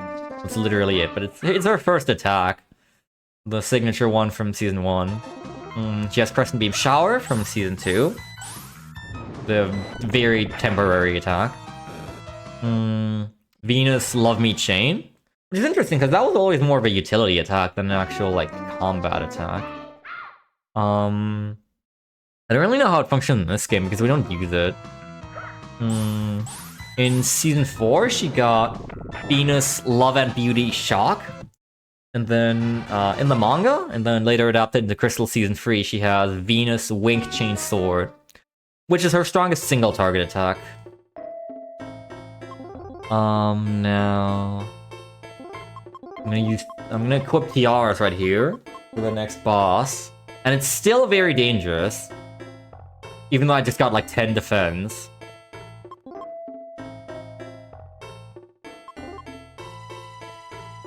And this area has a gigantic encounter rate as well. In general, Sailor Venus' chapter seems to have an incredible encounter rate. It's comparable to Mega Man Star Force 2 if you've ever played that game. I need to pause skip really, really frequently here. And even then, I sometimes like I go really safe and I still get jump scared. Okay, we're through that. That was the scary area. I'm gonna save again because this boss is very scary. This is another one where I'll be going for good luck. And you go up pretty good, and good. Okay, never mind. Just jump straight to good. Hopefully this works. I didn't actually look at my stats. We pretty much always do this at level 9.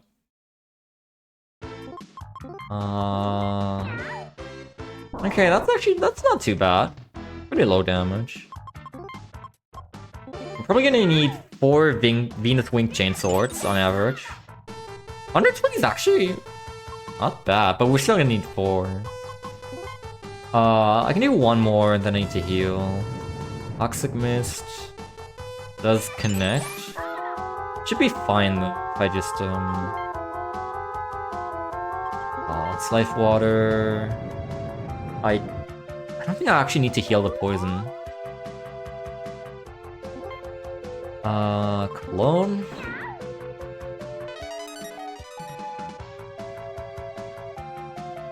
I'm gonna use 1 more Life Water and then I'll do 2 more Venus Wing Chain Swords and then that should be it.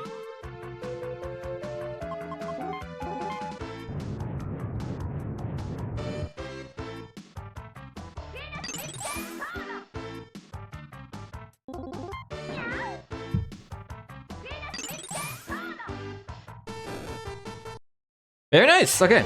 That fight can be really scary depending on how it goes, how much damage she deals to you, how greedy you want to be, whether she hits Toxic Mist or not, etc, etc.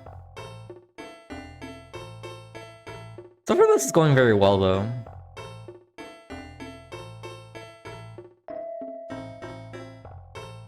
I am taking it pretty safe here and there, of course, because this is a marathon. I would prefer if nothing bad happened. It's still going quite well. Then now we learn that in order to turn everyone in Ria's village back, we basically have to undefile the statue. You have to put it back in its original place, and we have to use our innate moon powers. Sailor Venus has to use Crescent Beam on the statue. Originally, Sailor powers weren't meant for just offense. But the sailors have just been getting roped into combat that much. And that is basically the only thing they think of.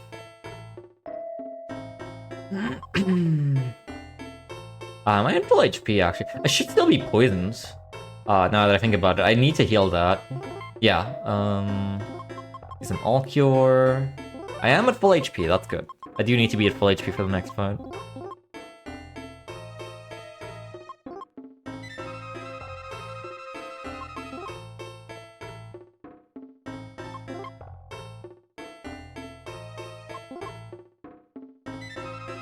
Okay, there we go.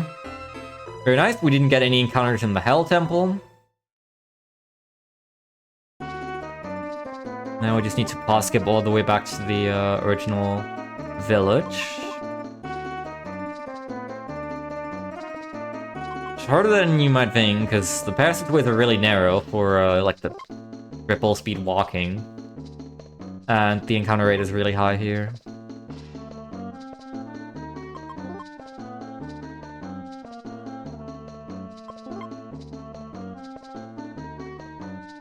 It looks like we'll manage just fine. Okay.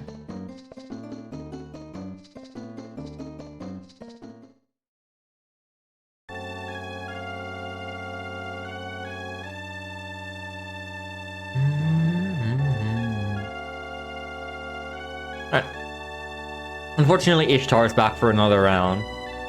She still refuses to do any fighting herself. Just pushes the stat Yodas and then summons another henchman.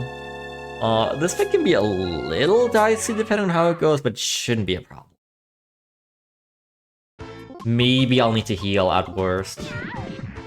Oh no, yeah, this is going to be easy. Looks like Venus generated with quite good stats, which is nice. 2 Venus Wing Swords should do it.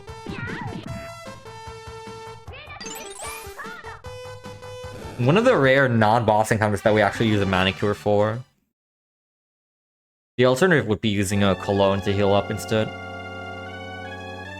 Is not any more efficient.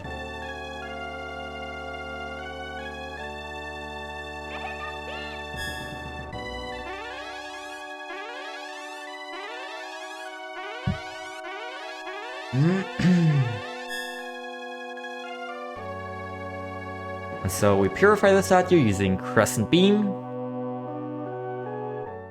And that's basically it for the chapter. I say that.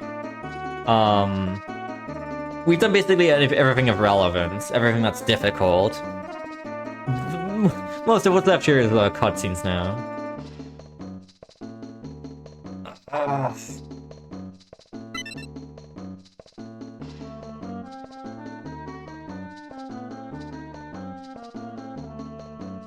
Another annoying cutscene where we're just gonna be not assaulted, that's the wrong word, but all these guys are gonna come up to us and give us various gifts. We just want to get away. This game would be... I feel like this game would be like 2 hours maximum if you removed all the cutscenes, because it really is just like 70% holding Turbo A to auto-advance the dialogue. If you ever want like a chill speedrun with lots of downtime, this is the game for you.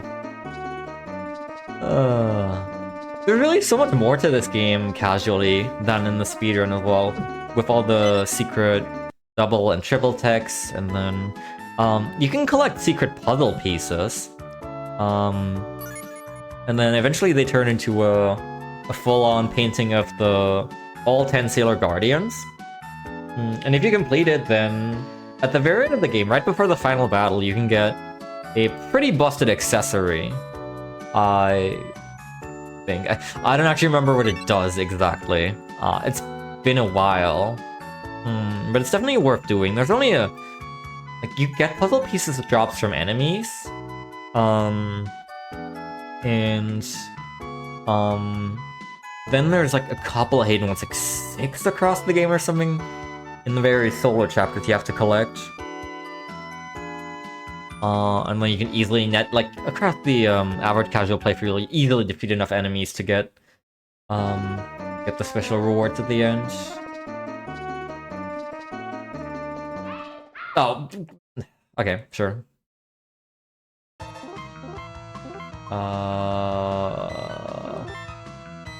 Why not? I actually could have just ran. It's probably better to run. I don't need the extra EXP here.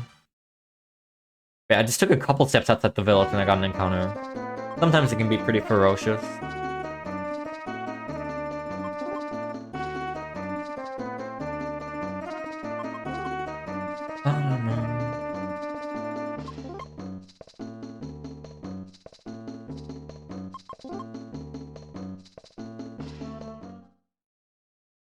So we've now been told by Darcy, the guy whose house we barged into and hid in his bed when we were being approached by all those guys, that apparently dormant here in Ria's village.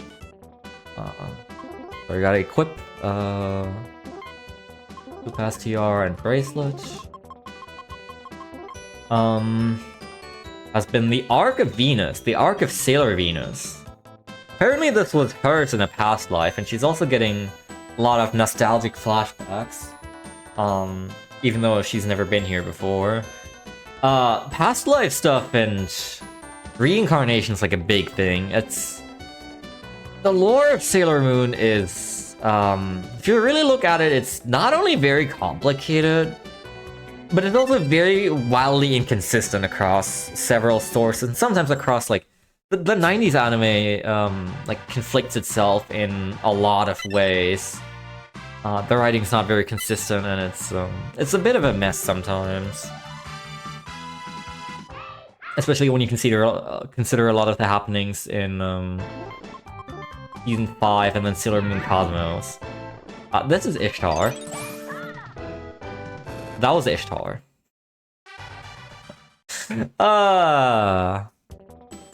Remember how much we struggled with Nabu? Yeah, again, these get progressively easier. They all have roughly the same amount of HP. Nabu has 220.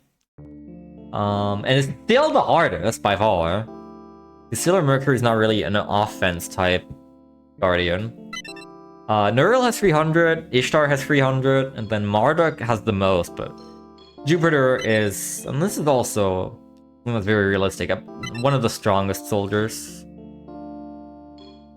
This is Nabu's backstory. It's kind of hilarious. She's kind of, Ishtar's. You see Nabu, like, off in her own world, talking to Apsu, like, I guess telepathically, or telepathically, however you say it. And she's very confused, and then she, like, sees her up, floating in a beam of light, and she just decides to follow, just randomly gets roped along.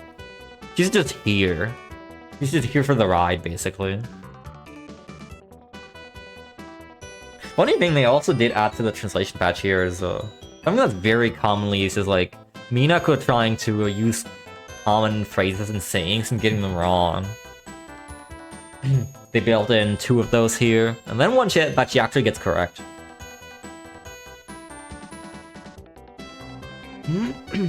That's chapter 2.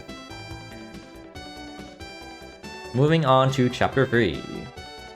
I'll compose a diary entry, why not?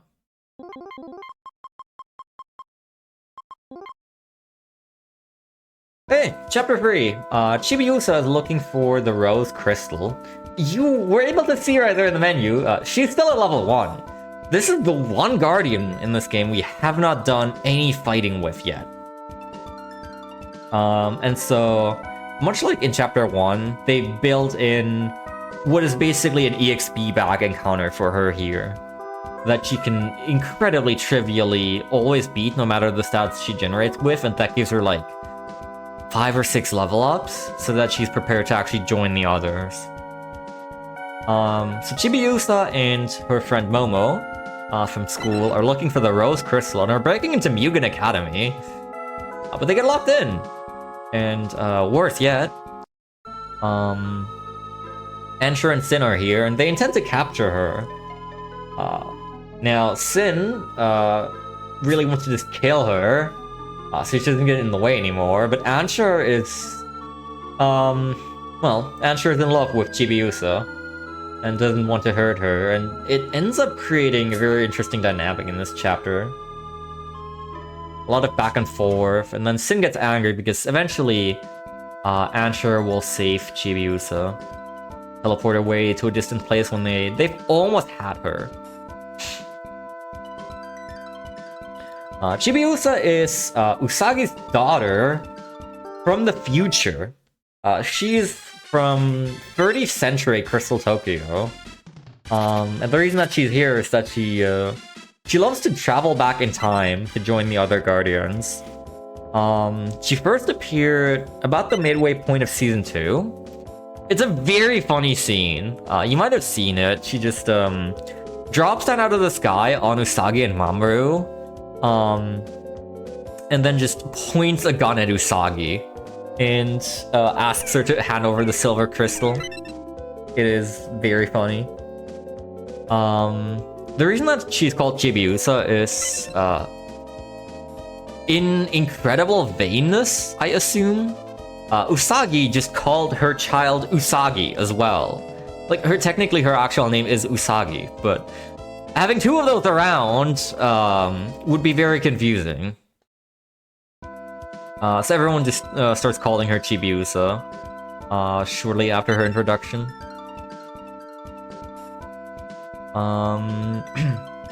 Occasionally she leaves for the future again. Oh, sorry, 3rd room. That's this one. Occasionally she leaves for the future again, and then in the middle of season 3, she returns on orders to train to become a Sailor Guardian by Neo Queen Serenity. And so, in season 3, she actually does fighting as Sailor Chibi Moon. Her attacks are very weak and usually only serve as distractions. But she does play a prominent role in season 4 especially. Season 4 is the season for Chibi Moon fans. Some of it, you would feel like she's the main character. Right? You feel like they forgot who the main character of the show actually is. Super's received a lot of like negative critique on just how centered it was on Chibiusa, and her like love story with Pegasus/Helios, and also for just like banishing a lot of characters. The Ardor Guardians are nowhere to be seen in season 4, even though they were introduced in season 3.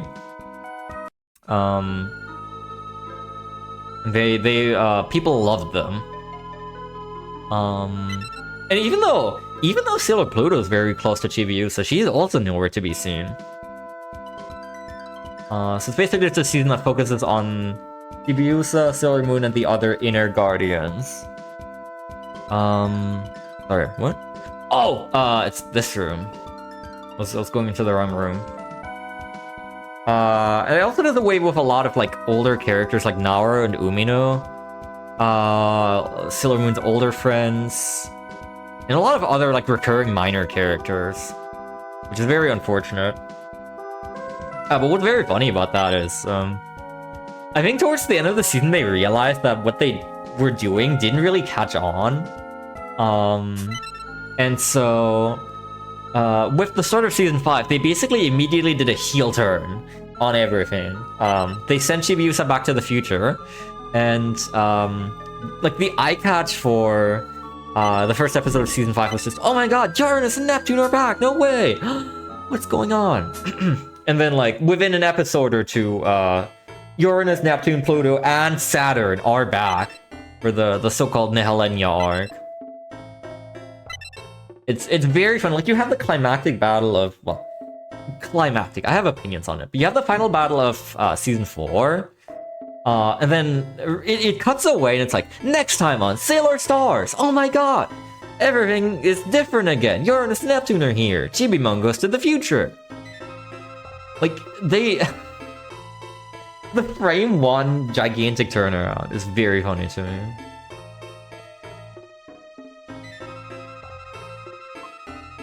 Alright. So yeah, that's Chibiusa's little adventure. She didn't find the Rose Crystal after all. Momo got injured by a daemon at school.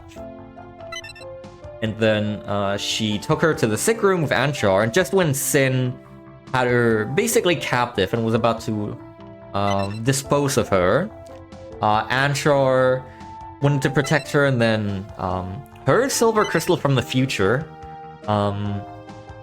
started shining and teleporting the both of them away into an evil unknown forest halfway across the world. Now she's very scared. Now the undefeated Usagi is on the case.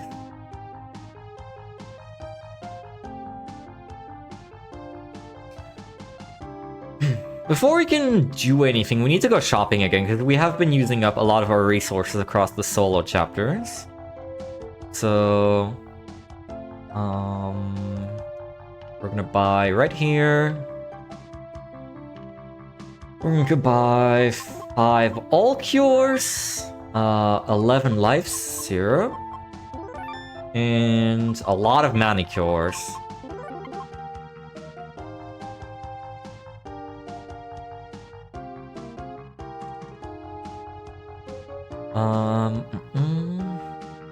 Then we're gonna go to Mugen Academy, and we have to infiltrate Tomoe Lab. This is where Sailor Saturn makes her grand reappearance. Sailor Saturn was always like the tragic child in a way. She's the daughter of Professor Suichi Tomoe. I believe the story was there was like a tragic fire incident at the lab, and I think it killed Hotaru. But then like a demon from another world came along and was like, if you offer your body up as a host to me, I can save your daughter. And so he did just that. And then Professor Tomoe was controlled, and Hotaru was also controlled and went into this demonic form called Mistress 9. And basically threatened to use her power, her destructive power as Sailor Saturn, or the Messiah of Silence, to destroy the entire world. That was like the big threat of the season. I'm gonna save right here because this next fight's pretty nasty. Actually, hold on. Need to equip one tiara. I need to sort my items. I bought a bunch of new ones.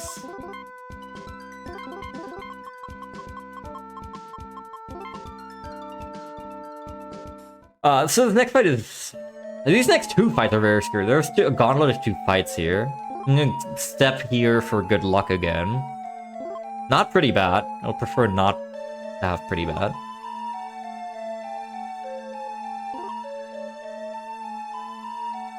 Alright, this'll do. So these fights are both... They're both gonna outspeed me and they hit pretty hard, even with 1 tiara. And I do have to buff up beforehand. In this fight, we get to see something very special, though. And very fitting, actually, thematically, to use this here. About halfway through the S season, Sailor Moon acquired the Holy Grail, which let her transform into Super Sailor Moon, and that is an item in this game that we can use. So I'm gonna manicure up. Then this is a very good start. Then I'm gonna use the Holy Grail 1 specifically. Very nice. Wow, okay. Crisis makeup. And we're gonna use the Rainbow Moon Heartache. This is her strongest attack threat the S season. Which can only be used as Super Sailor Moon. And that's... Wow, okay. That was shockingly easy because she just did Sonic Wave twice and she missed twice. That was Mr. 9. That was the demonic Hotaru controlled by Pharaoh 90. Now we have to fight the servant of Professor Tomoe, Kaola Knight. This fight is equally scary. And a manicure, she also does the same thing. Still at speed, so she's a little dangerous. I think we should be good, actually. This is... That's funny, yeah. Wow, okay. These were awfully nice fights. Sometimes you just like get stuck in a loop where they attack you and you just have to keep healing up until it's safe to do literally anything. Until it's safe to set up, or transform, or use Moon Spiral Heart Attack. You can actually outspeed Kaola Knight, but this is dependent on Sailor Moon's IVs, quote unquote. That's why we check the speed at the start of the game. So now Hotaru is basically stuck between 2 personas, that of Mistress 9 and that of Sailor Saturn. We use the Silver Crystal to help her get out of this limbo. And now we have the good old Hotaru back. Protected by Saturn, the outer planet of destruction, guardian of ruin and rebirth, Sailor Saturn.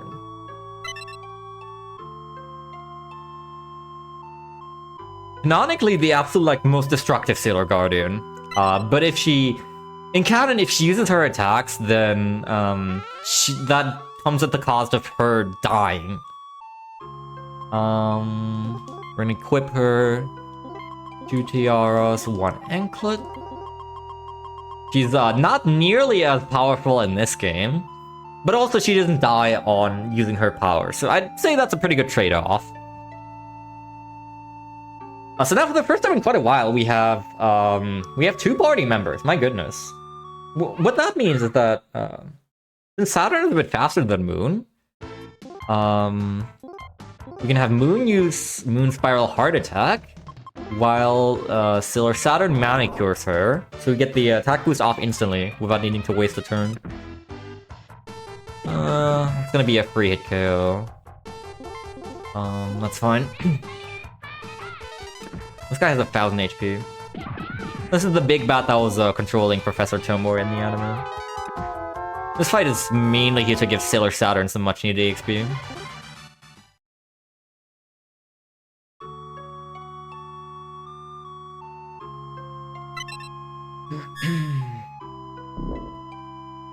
So Professor Tomoe is like being continually brainwashed by Sin right here into believing that the Hotaru in front of him is a fake. And so he continually summons henchmen and demons to hurt her. We need to get through the lab.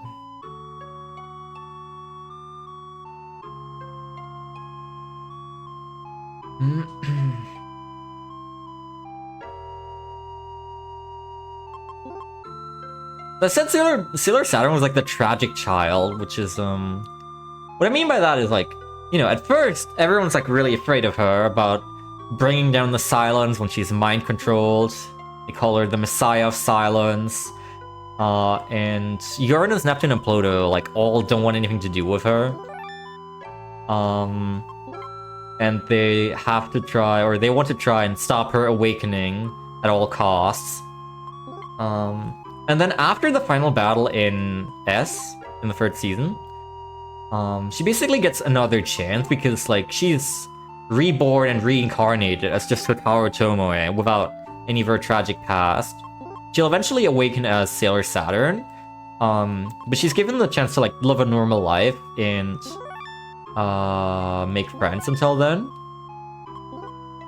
But, fate would have it such that the next villain in line. Hold on, okay, I think it's the next room at the boss. I need to pay attention for the boss. Yeah, okay. They give you a prompt right here. Basically, there's an optional boss right here. They just give you a yes/no prompt. Again, nothing really changes if you don't do this. The end result is the same. Professor Tomei gets purified by the Silver Crystal and returns to his original destiny, in which he was freed of Germatoid by Sailor Moon, and then died in the incident, unfortunately. He's just happy to see his daughter one more time, and then destiny goes back how it originally was in this run. Or in this continuity. So yeah, Sailor Saturn, unfortunately, the next villain in line, Sailor Galaxia, she wants to collect the star seeds of every guardian across the universe. And in her own words, she couldn't have a star seed that hadn't ripened yet. So she, like, artificially ages up Hotaru at the end of the, at the start of the star season, and immediately makes her go into Sailor Saturn again at the age of like 12 or something. She's the guardian of destruction. It's very, very sad. Let me see. Okay, we just go back to Tomoe Labs for another cutscene.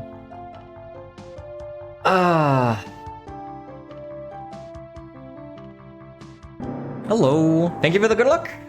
Much appreciated. A common critique point of the 90s anime is also the Outer Guardians are never really seen interacting that much with anyone but themselves, and a lot of them don't even really make very common appearances. Like Uranus and Neptune just spend a lot of time together. I mean, naturally, because they're a couple. Pluto is usually confined to the dwarf space and time. She's sometimes like...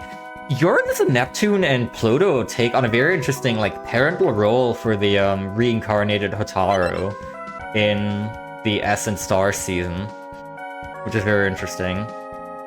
But yeah, they don't tend to, like, generally have many interactions with the others. There's even some interactions across, like, the inner Guardians that you don't see a lot of. It's usually, like, the same couple pairings.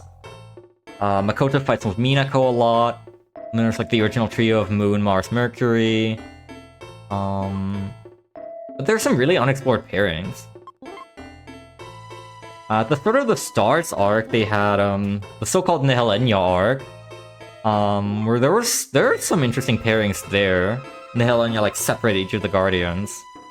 So Uranus was paired up with Mercury, Neptune was paired up with Mars, and Pluto was paired up with Venus, and I thought that was really interesting and cool. Because a lot of those are very like opposite types. Uranus being like the straightforward bird force type, whereas Ami is like the calm calculated type. Or you know, Setsuna and Minako. Kind of likewise.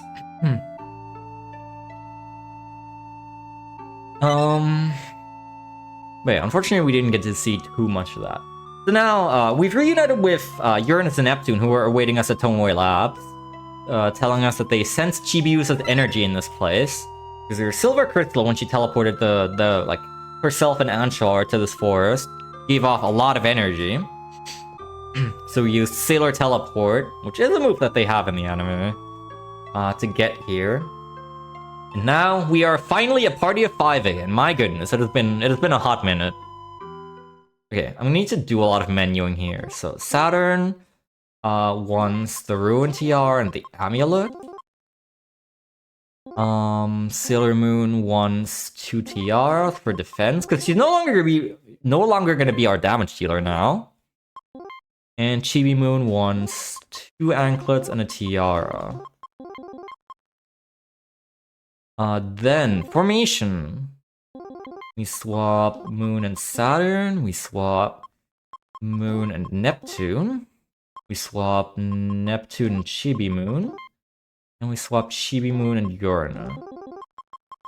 Now the Guardian in the middle is Sailor Saturn. She's going to be our primary damage dealer for this entire segment.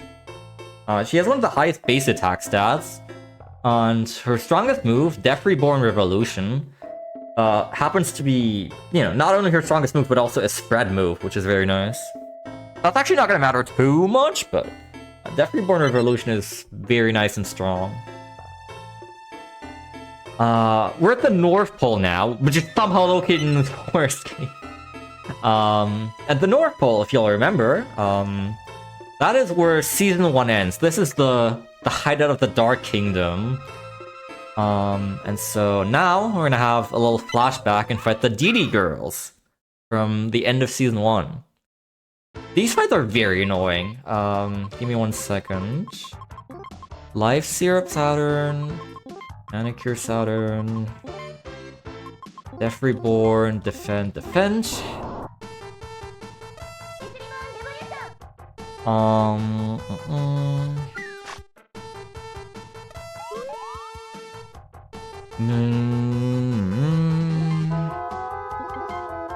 My life syrup her again. With items, the cursor doesn't actually stay on memory. So like for manicures and the life syrup, I actually do have to still select the target manually. Moon is petrified, that should be okay, but that also means there's no point in using another manicure. So the annoying part about the DD girls fights is that they have a million status effects that they throw at you. Like this right here is petrification. Sailor Moon cannot do anything anymore now. Made it past just fine, thankfully. Now we're gonna change our loadout slightly. Sailor Chibi Moon gets a tiara. And Sailor Saturn also gets another tiara. For defense. And so, here's something very interesting about this game. Because you have 5 Guardians at a time, and only really one that's gonna be the... Oh, okay. Wait, that carries over? Okay, interesting. That's fine. Manicure Saturn, Death Reborn, and you will... where's the All Cure? We're gonna All Cure Sailor Moon. We're gonna defend. This one works with paralysis / confusion, I believe. And all of their status moves are multi-target. But yeah, what I was gonna say is basically, since you have 5 Sailor Guardians active at a time, and, oh no! That was the one I didn't want it to hit.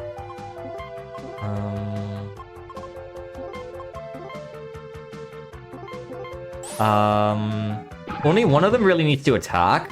Oh god.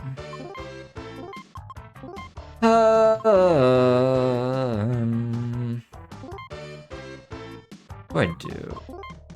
I can't manicure her this turn. We'll just have to defend for the moment. This is a really bad example of what I'm about to say, but you can basically, like, use items in advance that might be needed, like, preventatively.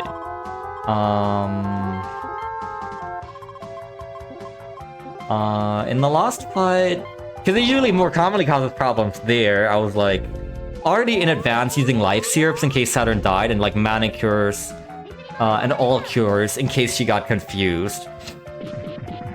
I wasn't expecting it to happen here.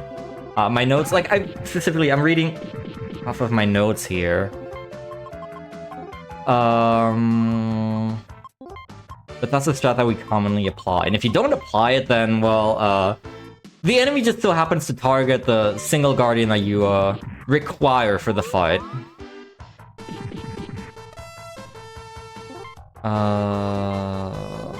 She should be nearly dead. I don't think I even need to manicure her again. Thank you. Okay.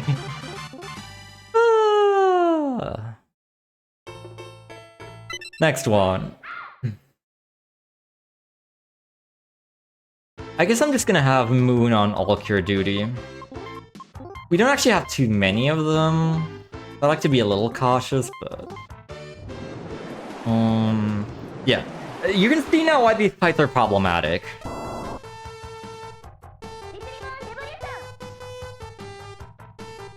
Should be a safe 2-hit KO. Uranus and Neptune don't really have much of a purpose in these fights, they're just gonna stand there defending. Hopefully not dying.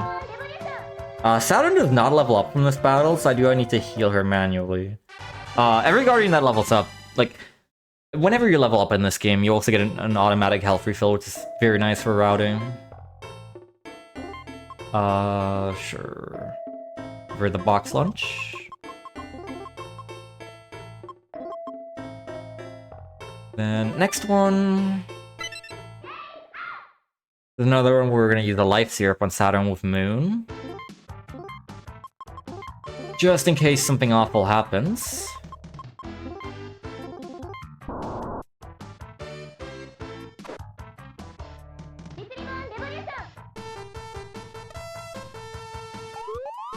This is one of the more involved parts of the run.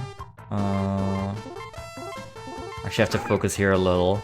We had it good for very long. I was able to talk out of my mind. Should be fine. Bore you all with Sailor Moon trivia, but now I actually need to focus a little. See what happens here. Chibi Moon does not heal from that fight. But she's fine. 100 health is plenty. And the last one.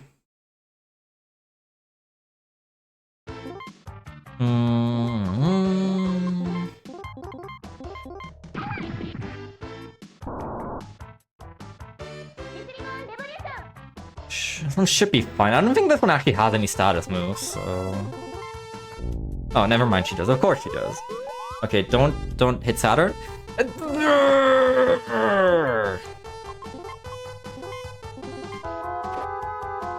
Classic.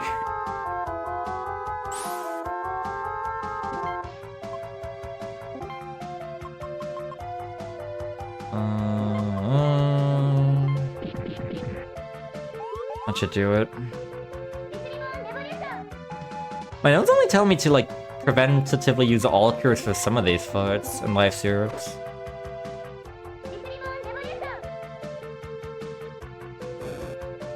Okay.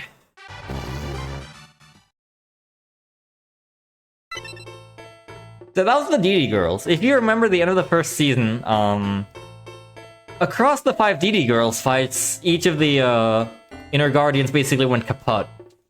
They all died there. Then they were brought back for season 2 immediately, of course, because like, I don't know, a miracle happened and they were all alive again. Power of the Silver Crystal, you know, the magical MacGuffin. Thankfully we did not suffer any casualties this time.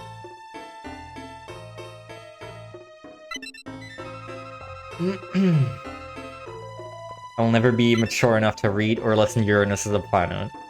Unfortunately, I have to tell you that I have the absolute lowest opinion of people who try to be funny, intentionally mispronouncing Uranus in the giant air quote funny way. I think it's very cringe-worthy. And if you're doing it, then I'm sorry to say it, but I think you should stop. It is not funny. Like, as someone who,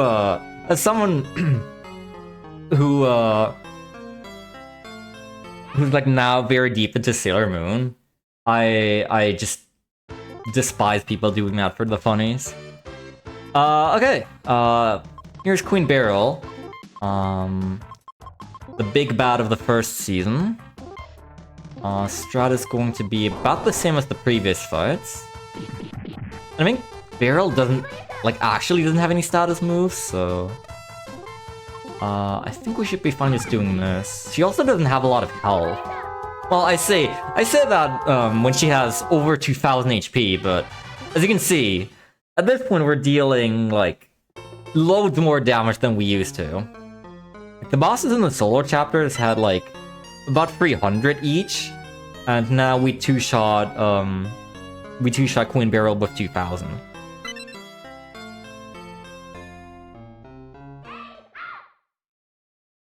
So now she powers up and becomes Super Beryl, the climactic fight of the first season. And oh no! We died! She does 10,000 damage! She hits the damage cap! That's a force loss. You can't do anything about that.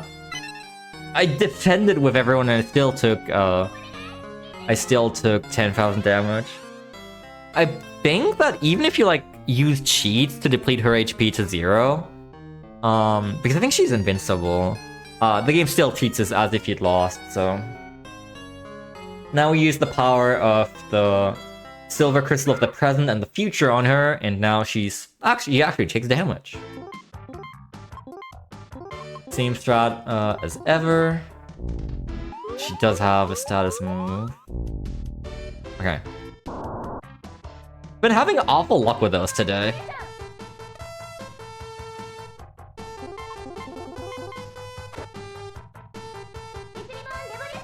I believe this should be just fine.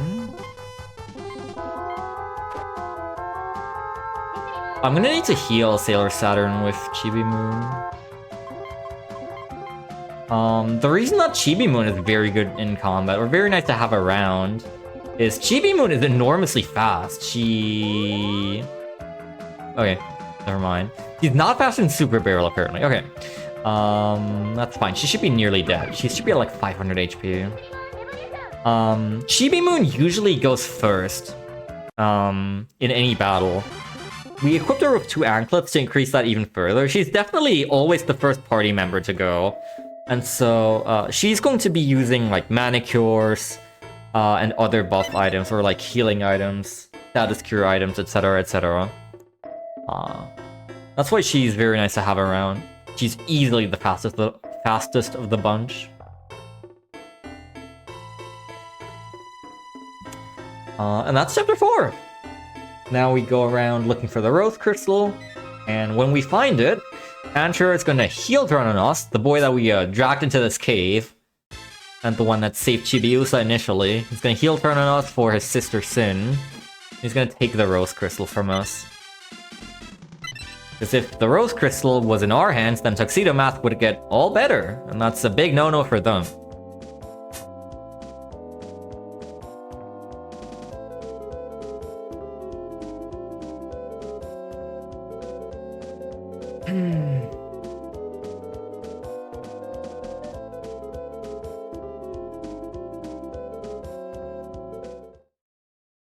And that's the end of chapter 4. Sorry, chapter 3. It's the start of chapter 4.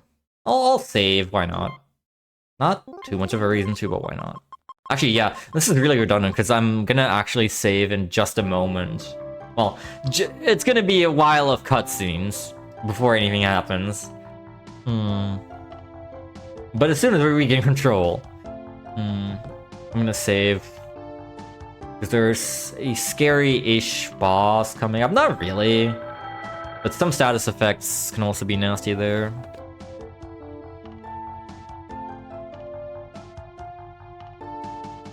So we get the call that, even though we don't have the Rose Crystal, Mamoru has recovered slightly, because we did bring him the Light Stones of the 4 Kings of Heaven. So we're gonna check on him. The 4 Kings of Heaven were, not touched on too much in the 90s anime. I think they were a bigger deal in, Crystal and in the manga. In the 90s anime, it's like, the fact that they were originally King Endymion's guardians, is like a complete side thing. Oh yeah, also, Usagi forgets to hang up the phone. And so, all they really are in the 90s anime are just like the villains that summon the monsters of the day, drain people of their energy, and want to feed Queen Metalia human energy. Oh wait, no, we just enter the apartment. Sorry, we don't take the bus.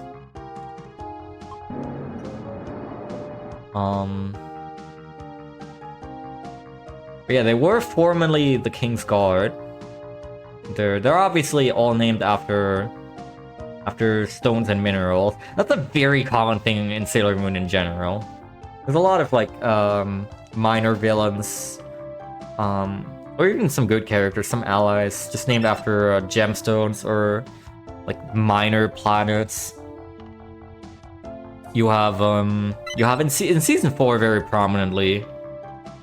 You have the Amazon Trio, named after Fish's Eye, Hawk's Eye, and Tiger's Eye. Apparently are all specific gems. You also have the Amazonas Quartet of Vesves, Junjun, Paula Paula, and Sere Sere, which are all named after specific asteroids, I think. It becomes more obvious when, at the end of Sailor Moon Eternal and like in Sailor Moon Cosmos, they become Sailor Vesta, Sailor Juno, Sailor Seri, and Sailor Paulus, I believe, which is just straight up, you know, the names of those specific asteroids.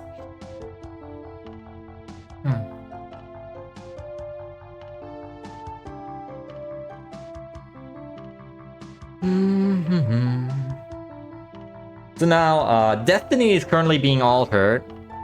The enemy grows more powerful, has the power to alter the past, and now everyone's like, oh, sorry, Uranus, Venus, Saturn. Everyone's like forgetting stuff about their past, the past Moon Kingdom, the Moon Princess. And their lives are all being indirectly altered. We need to do something about that. So we need to consult the one who protects the flow of space and time, which is Sailor Pluto, at the door of space and time. That is where we want to go right now. I think in the lore, Chibiusa has like a space-time key from Sailor Pluto that she can use to travel to the door of space and time freely, which is what she did right here. So I'm gonna save just in case anything goes wrong. I kinda doubt it, honestly. It hasn't been problematic in a long time. We'll see. Yeah, Venus around. Or sorry, Saturn needs to go to the middle. There we go.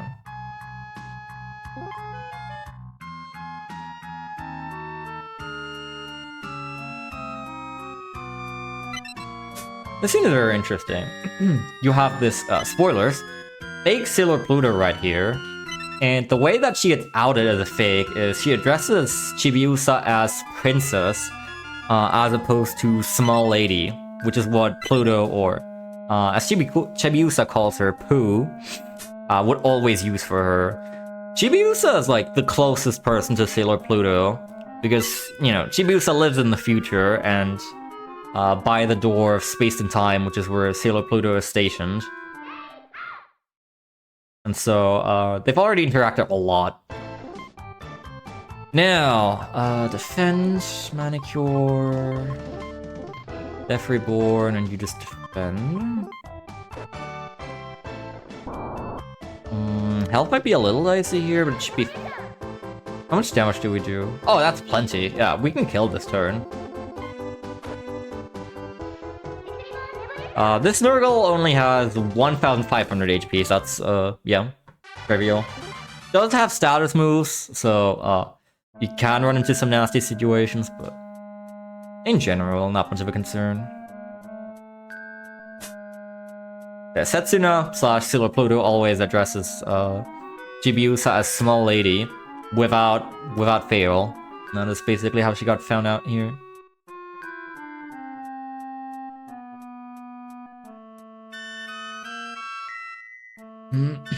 Now for the Tower of Time. I'm gonna grab a Garnet Pin right here. You can probably guess who that's for, given that who this game is currently leading us towards. We're gonna grab Garnet Earrings. Gonna grab a perfume. Gonna grab a red pupil. And now we're gonna swap the formation again, and now our main damage dealer becomes Sailor Uranus. Sailor Uranus is better at dishing out high single target damage than Saturn. We're gonna make Chibi Moon even faster. We're gonna equip Uranus with a bracelet, the amber earring, and the red pupil. And we're gonna use a Sugar Star candy on Sailor Uranus, which just straight up ups her attack stat by 5 points, which is very nice.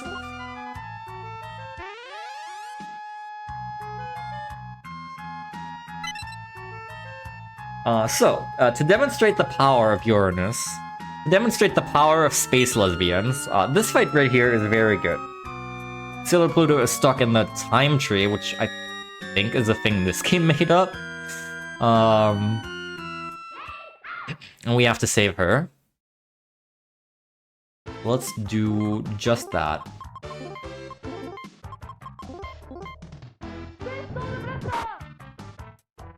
Oh wow, okay, I missed the... Ugh! I do need to revive her. I missed the kill by 11 HP. It has, hold on,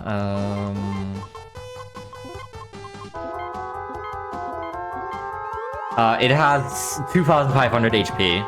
What the hell? No, wait! Oh, this is really bad. Oh, but now Uranus is not getting the XP from this. That's pretty bad.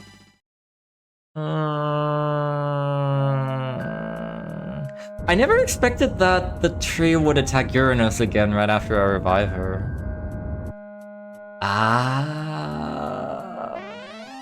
Okay, this is a little problematic because, again, Uranus is one of our main damage dealers. It's probably gonna be fine. You'll see that now that we have Sailor Pluto, fights are going to become a lot more trivial anyway, because she's very, very powerful. I'm still a little concerned. I wonder how much of a difference those missing levels will make. Okay. Very well. Thank you for the kind compliments. It is great. This game, like, conveys a lot of it. Like, this game, I would say, is basically a love letter to the series, to the franchise up to this point. The English patch also does a lot of justice. It's very well written. A lot of things are, like, perfectly in character. And there's so much from the series is, like, referenced. So I wanted to, like, you know, convey that, bring that over, and maybe get people interested. Alright. Oh wait, there's no, this is a non-hostile area now that we're like later in the game.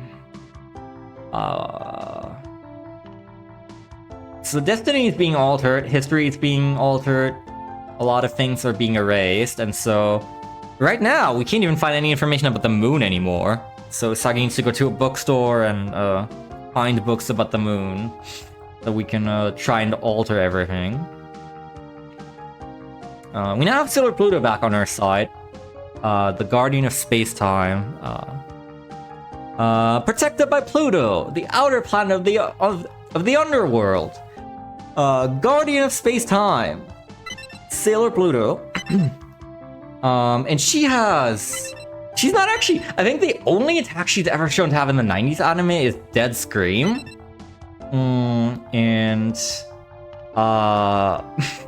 That's kind of it. She does use Time Stop at one point, but in the 90s anime, no, in all continuities except this video game, her using Time Stop is like forbidden. She always has this power, but she's like forbidden to use it. Because her doing so will result in her death.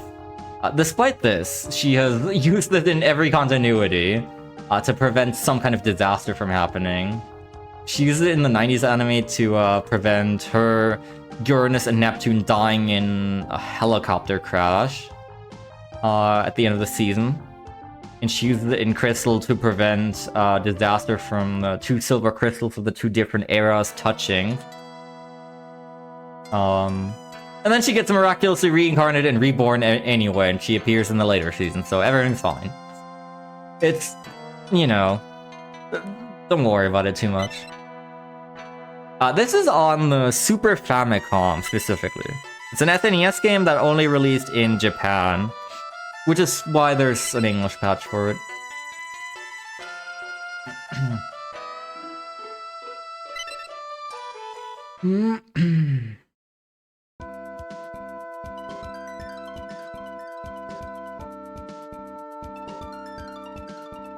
I really think that Sailor Moon has like a super interesting and colorful cast. A lot of people complain about the filler, but I really love like all the world building, all the character interactions, everything they do in there. I mean, the anime is basically about Usagi's journey from being a crybaby to becoming a moon princess, becoming a hero, a guardian fighting for love and for justice. I mean, her catchphrase is basically pop culture. I am the pretty guardian who fights for love and for justice. I am Sailor Moon, and now in the name of the moon, I'll punish you. Every inner guardian also has like their own little spin on the phrase.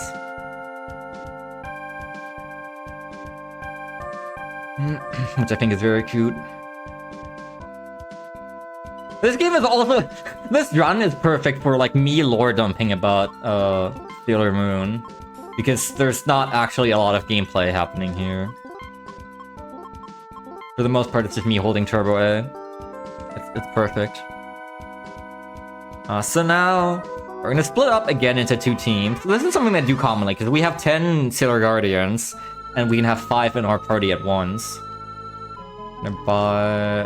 what do we buy? We buy 11 manicures, 11 all cures, and as many colognes as you can afford.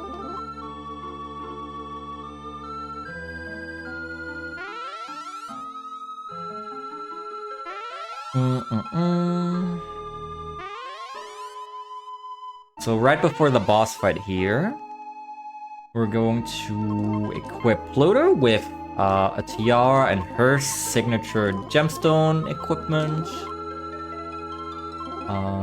Whoopsie.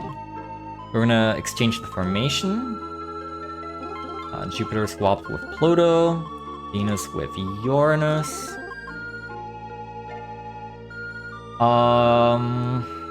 There should be a save point somewhere around here. Never mind, there isn't, okay. Or at least, it's not in this room. It was probably somewhere beforehand. Should change my notes to reflect that. Did not mean to get into encounter here. do I have to heal? Ah. The boss fight is right here. No, status is good, so I guess that wears off. Okay. I do want good luck, at least, for this. This is a whole gauntlet of fights. So we're on the Black Moon UFO. The villains of the second season, the R season. Specifically right here, we're going to fight the Spectre Sisters. And the Spectre Sisters were villains that I always really liked, because eventually they turned around and, like, became good. They got purified by the Silver Crystal. And, they just, like, went on, like, doing everyday things. And they all opened a little cosmetics shop together, which I think is very cute. But now their destiny has been altered, and we're gonna fight them again. Okay. Manicure Uranus. Time stop. And everyone else defends. So, now we have Sailor Pluto. As mentioned before, in this continuity, usage of Time Stop does not kill Sailor Pluto. And we are going to abuse that a lot. Because Time Stop is every bit as powerful as it probably sounds. Oh, I'm missing like 1,000 damage. This is not good. I'm not even going to be able to get the 2-hit KO here. We're going to be suffering from this for a while. Oh no, oh goodness.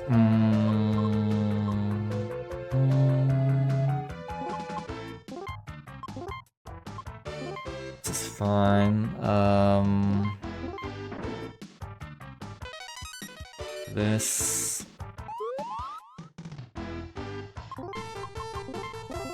Yeah, I need to not be messing around with these fights. Come on. I didn't re-time stop because usually you 2-hit KO her and are in no danger, but...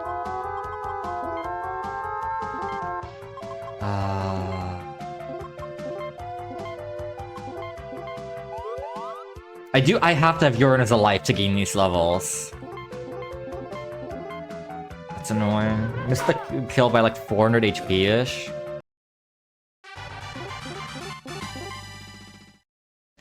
Yeah. Time Stop. Time Stop immobilizes the enemy for 3 turns. No strings attached. It is really, really good. Fight is the same as the last. This is why we have even Uranus defend on the first turn. Defending increases your defense by a gigantic factor. You saw like Uranus took like 1,000 damage from Dark Fire. When she wasn't defending, and she took like 98 from Dark Water here after she was defending. So until we get the Time Stop off, we generally want to defend. And then what you're going to see very commonly is just a repeat of the 2-hit KO again. That's fine. Sailor Pluto is basically going to alternate between throwing colognes on the entire party to restore EP. Because Time Stop consumes all 12 EP at once. Naturally, because it's a very powerful move. And she's gonna alternate between using Time Stop and just healing the entire party's EP with colognes.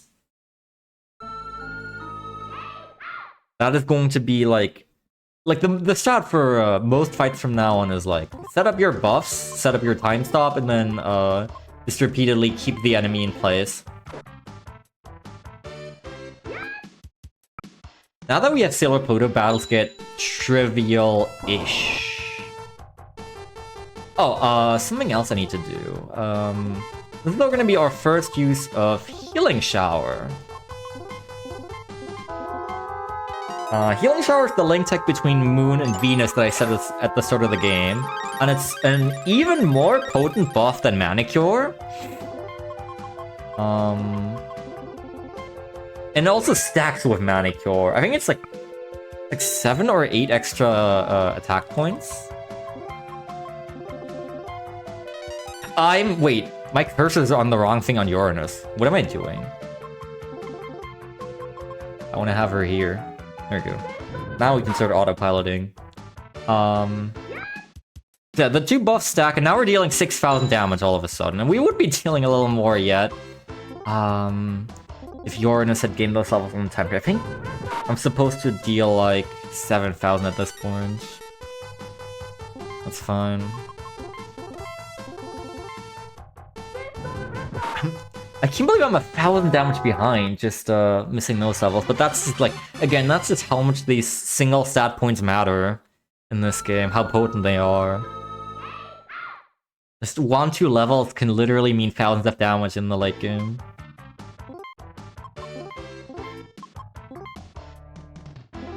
Time stop, defend. You're gonna try to healing shower. Both participants involved in a combo action can use it. Unfortunately, Sailor Venus has died. This means we're gonna spend next turn healing showering with... Wait, no, I can't... Ugh, duh. That's fine. Not a huge deal. It's just gonna take a little longer then. So I need to revive Venus again before I can go for a healing shower. Now that time stop is up, we're safe to do that.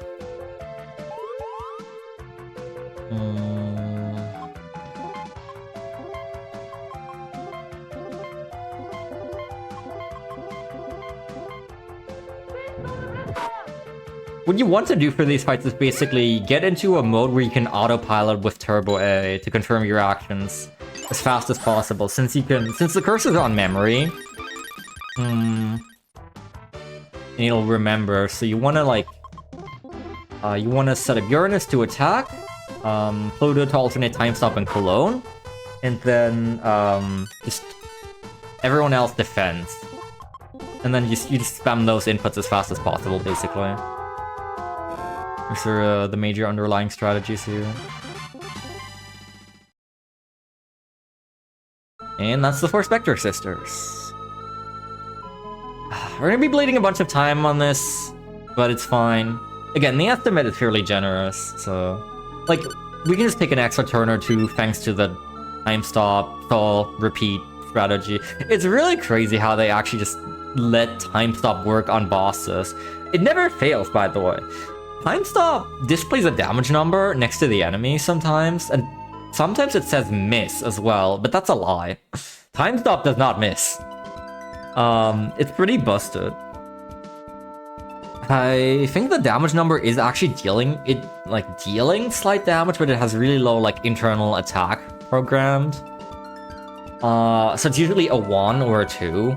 There's one really weak boss later on where it does like 15, which is hilarious.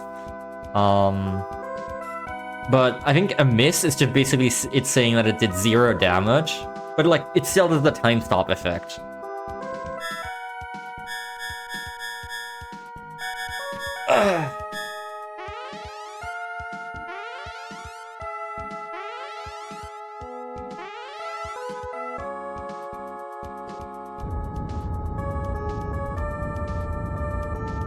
So this is a gigantic cutscene. This is about the half? Actually, no. Chapter 4 is one of the longest chapters in the game. We're gonna get a bunch of exposition on Shaman Apsu and the Opposidio soldiers here. And then we're gonna travel to the far-off past. Because that's where they took the Rose Crystal. Anshar and Sin have basically entrusted the Rose Crystal to the people of the Black Moon. We've already fought the Spectre Sisters, which were the main villains across the first half of season. The second third of season 2, to be specific. But we still have to fight Rubius, Esmeralda, Sapphire, and Demand, which have all been revived, and so Anshar and Sin have left the Rose Crystal with Prince Demand to make sure that the Stellar Guardians don't get their hands on it. They can cure Mamoru. And so that's a whole thing that we're gonna need to do. Kind of unfortunate because Prince Demand later actually like realizes that a lot of characters come to this realization, like, if it was gained using an evil force, it isn't true love. The changing of destiny is not like something that you can just use in goodwill to like, if you were to erase your past mistakes, then like it would all be meaningless. Something gained using this isn't really real. And yet, a lot of the characters brought back by Apsu toying around with destiny still cling on to these ideals, like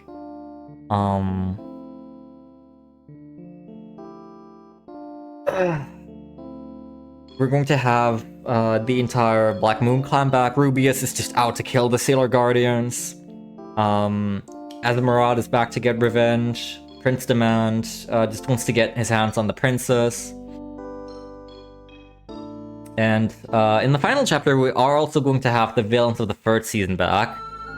The Death Busters. And specifically the 5 members of Witches 5. Who are all itching for revenge. There's some really interesting characters in there. Rubius was one of the only characters that Sailor Moon has ever thrown a slur at, because Rubius abducted the Inner Guardians to the Black UFO, and he like crucified them and tortured them using electric shocks. And so Sailor Moon did just up and call him a bastard for it, which is honestly justified. I think Azamurad was but a pawn in like the final couple episodes of the R season. And Saphir's actually not evil at all. Both Saphir and Prince Demand were like very close to turning around, as with the Spectre sisters, and like joining the good side. They were about to be purified by the Silver Crystal, but they were manipulated by Wise Man / Death Phantom. The big bad villains are all, or nearly all, are just some kind of evil energy force, some dark energy. It's almost never like something tangible, which is something I kind of like about Sailor Moon. Is like no one really dies. No one's like. People are harmed and injured, but no one really dies. There's no blood or gore, and you still have like fantastic and awesome like action fight scenes. There's one in the R season that I really like, where the all the Guardians face off against the Spectre sisters. That one's really cool. There's just like all the moves are so flashy, and all the transformations. It's just it's really nice. But in the end, the big bad is just like this dark evil force that gets expelled. The Queen Metalia in the first season. It's Death Phantom / Wise Man in the second season. Pharaoh 90 in the third season. Fourth was actually a little different. Fourth, I guess, just like had Queen Helena, which ended up having a bit of a different resolution, but it was still very peaceful. Pluto, Uranus, and Venus. And then in season 5, it was Chaos. just an entity known as Chaos. And yeah, like basically at the end of the day, like everyone's always brought back, everyone's saved. There's barely anyone who actually goes out dying. Okay. Somehow I managed to talk through all of that. Yippee. We're here back in Sariel Village. This is Venus' solo chapter. I need to do some formation real quick. Pluto with Venus, Venus with Chibi Moon, and Uranus with Venus.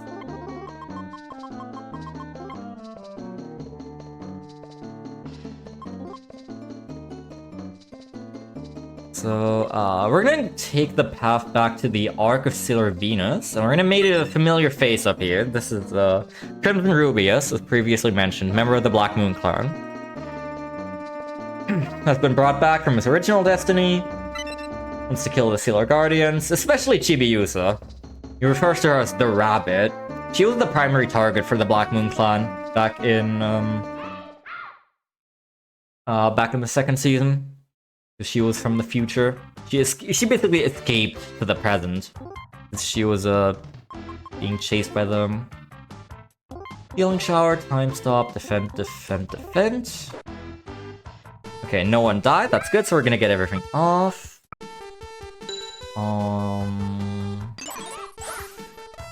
Now I do still need to manicure Uranus. Defend, cologne, base sword, defend, manicure. And after that, we just start cycling colognes and time stop while Stellar Uranus is chipping away at Rubius.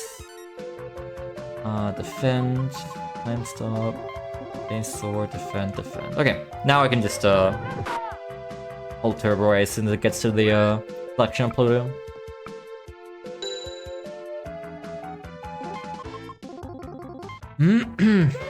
Yoshi86 up! Thank you very much for the raid. Welcome, welcome. We are, I think we're a little over halfway into this run. We're already into chapter 4, out of 5. The later chapters do take quite a while. So yeah, get comfy. This is the really, really long Avon. We're here to stay. We're here for the big, long speed runs. We're gonna be here, like, the marathon's only just started. There's many days left of awesome speedruns. Many above the 10-hour mark. And thank you also for the donation to Transgender Law Center.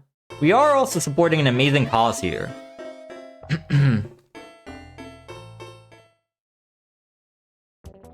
Which I think it's very fitting to have this run, because, oh, I don't think you explicitly have trans characters in this game, in this series, in Sailor Moon in general, but Sailor Moon is, again, a very, very queer piece of media.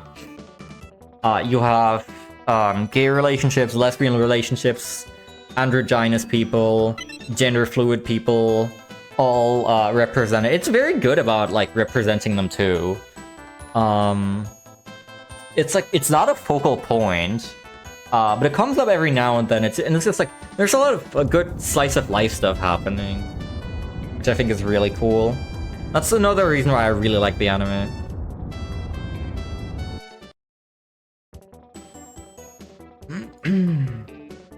Now we've boarded the Arc of Venus. Sailor Moon can actually make it move, and now we're in the Moon Kingdom of the past. This is very interesting because this is all before Sailor Moon was actually born. She's never really seen it this way. We're about to meet Neo Queen Serenity, her own mother. And it's kind of a tragic moment for Sailor Moon, because she knows that the Moon Kingdom will eventually fall to ruin under an attack. And there's nothing we can do to change it. Like, some of the characters here get the idea of, if we can, like, change destiny, then, like, couldn't we just say, stop the fall of the Silver Millennium? And, like, erase everything that went wrong? But again, like, it was gained using an evil power like that. The flow of time shouldn't be altered. We can't just erase our past mistakes like that. So unfortunately, we have to just stand by the side and let this all play out.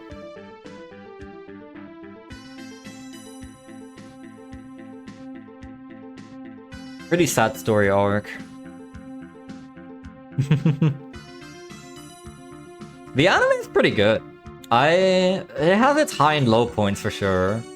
I think my personal tier list for this season is I think 3 is the best.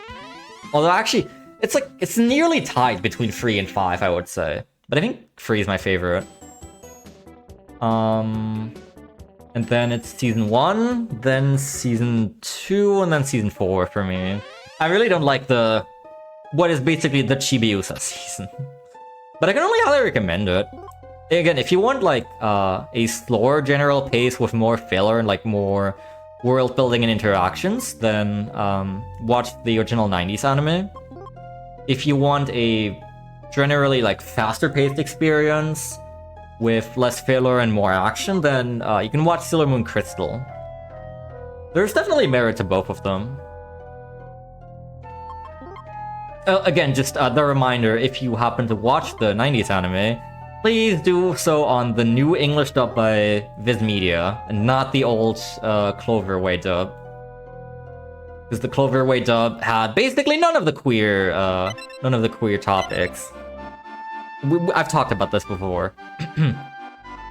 All the queer subtext in the Amazon trio was completely removed. Zoisite was changed to be female, so that Kunzite's and Zoisite's relationship could be a straight relationship. Fish's Eye was made to be female. A lot of subtext was removed, and of course, most notoriously, Uranus and Neptune are cousins, which is way worse. But yeah, that or just watch the Japanese straight up. Or so I'm German, and I actually took a little dip into the German dub. It's alright. If you're capable of English speech, then... Or if you're capable of properly understanding English fluently, then I would definitely always recommend the English dub. The German dub unfortunately suffered from genericization, I guess. There's a lot of like things that change throughout the seasons that the German dub didn't really pick up on. Oh, did I? Hold on, I need to check something, because I'm not sure if I did this. Oh, no. Might be fine. I completely forgot something on the Moon Kingdom. Actually, it's probably... No, it's... Okay, no, it's fine. We're just gonna have to work without that. Sorry, I was so caught up in talking. I did forget 2 items for Sailor Chibi Moon on the moon. I don't know if I can get them anymore now, because as soon as we go back to Silver Millennium, it's going to fall to ruin. Not of our fault, but, you know. I think the location that they are in becomes inaccessible.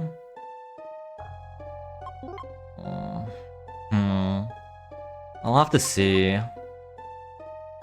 But it's not a huge deal. It's just gonna make Chibi Moon slightly slower and have slightly less defense, I think, which shouldn't be a major problem.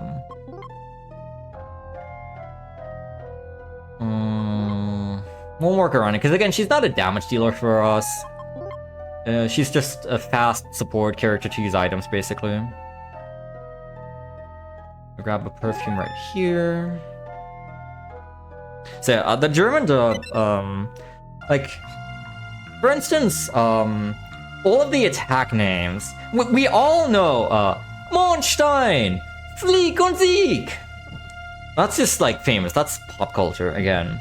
But what they don't tell you is that in the German dub, that's, like, basically every attack is just, Object! Flieg und Sieg! Which is incredibly boring, because, like Sailor Mars, as an example, has, like, her first move is Fire Soul, then it's Burning Mandala. Sorry, I need to, look at my notes. I think this is correct. I think it's this one.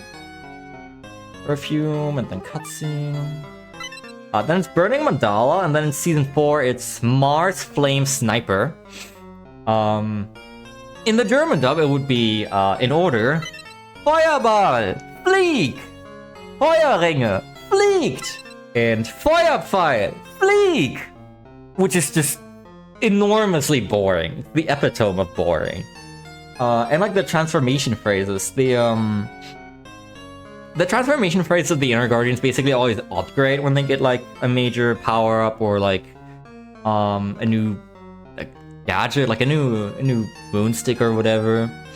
So it's at first it's say Mercury power, make up! Then it's Mercury star power, make up! And then it's Mercury crystal power, make up! And in the German dub, it's always the same across every season.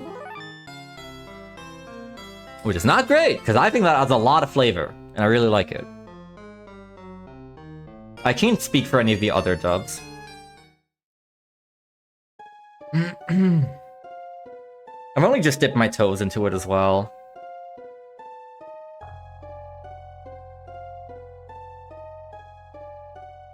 Sugar Star, 2 perfumes, white rose. Okay. Now we just pause, skip back across the North Pole and go back to Silver Millennium. I'll try and see if I can get Chibi Moon's items, but I won't promise anything. Venus? Upgrades from Crescent Beam. She gets, at the start of Season 2, she gets Crescent Beam Shower for a brief moment, but then it's forgotten about, like many of the early art techniques. Then she gets Venus Love Me Chain in Season 2. And then she gets Venus Love and Beauty Shock in Season 4 when she gets her super upgrade alongside the other Inner Guardians. In the manga and in Crystal, she also gets Venus Wink Chain Sword, which is probably her most offensive attack. In Crystal, she does straight up pull out a realistic sword. Usually it's all like light beams and stuff, not any actual weapons. But for that attack, she actually just specifically pulls out a sword.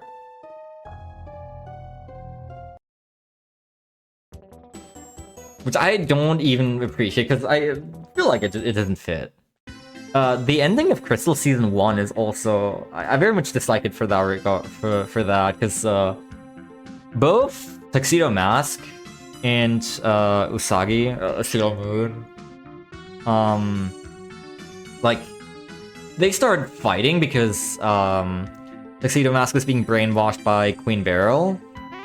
Tuxedo Mask gets brainwashed in every season, by the way. That's a staple. And they just like fight with swords, and they start stabbing each other, and literally killing each other. I mean, it later turns out that they both didn't actually die naturally, but I think the scenes in the finale of Crystal Season 1 are just, I don't know, they're just so wildly unfitting. I don't know why. But they did that. So this is the point in the past where Queen Beryl invades Silver Millennium. And now Demand has taken the young Sailor Moon of this era hostage, but he lets her go. Like, this is something that obviously didn't happen in the actual continuity. So in order to avoid destiny being changed here, Sailor Moon gives in to demands, haha, get it? And just comes with him, so he lets the old Sailor Moon of the past get away. And so that means Sailor Moon's gone. That's not very nice. So our next step, next course of action is gonna be getting her back. Meanwhile, the Opposidio soldiers are, there's the Rainbow Crystal subplot at the end of Season 1 where, the Silver Crystal has shattered into pieces, and, in order to, you know, recombine it and give it back its full original strength, you need to find all 7 pieces. So, the Opposidio soldiers cleverly determine that if, you know, if they only have 6 pieces, the Silver Crystal will be much weaker. So they go on a hunt for the Rainbow Crystals. They thankfully end up being unsuccessful in the end, but that's a nod to Season 1 again right there.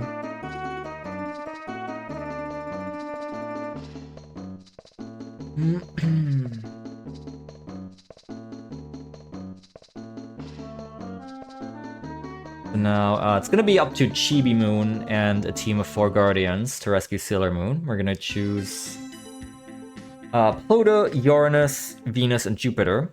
This is kind of the standard team at this point. Uranus, Venus, Jupiter. There's a specific reason that we're always taking Jupiter along. It's a surprise tool that'll help us later. Formation. Jupiter, Pluto. Chibi Moon, Jupiter. Jupiter, Venus. Jupiter, Uranus. There we go.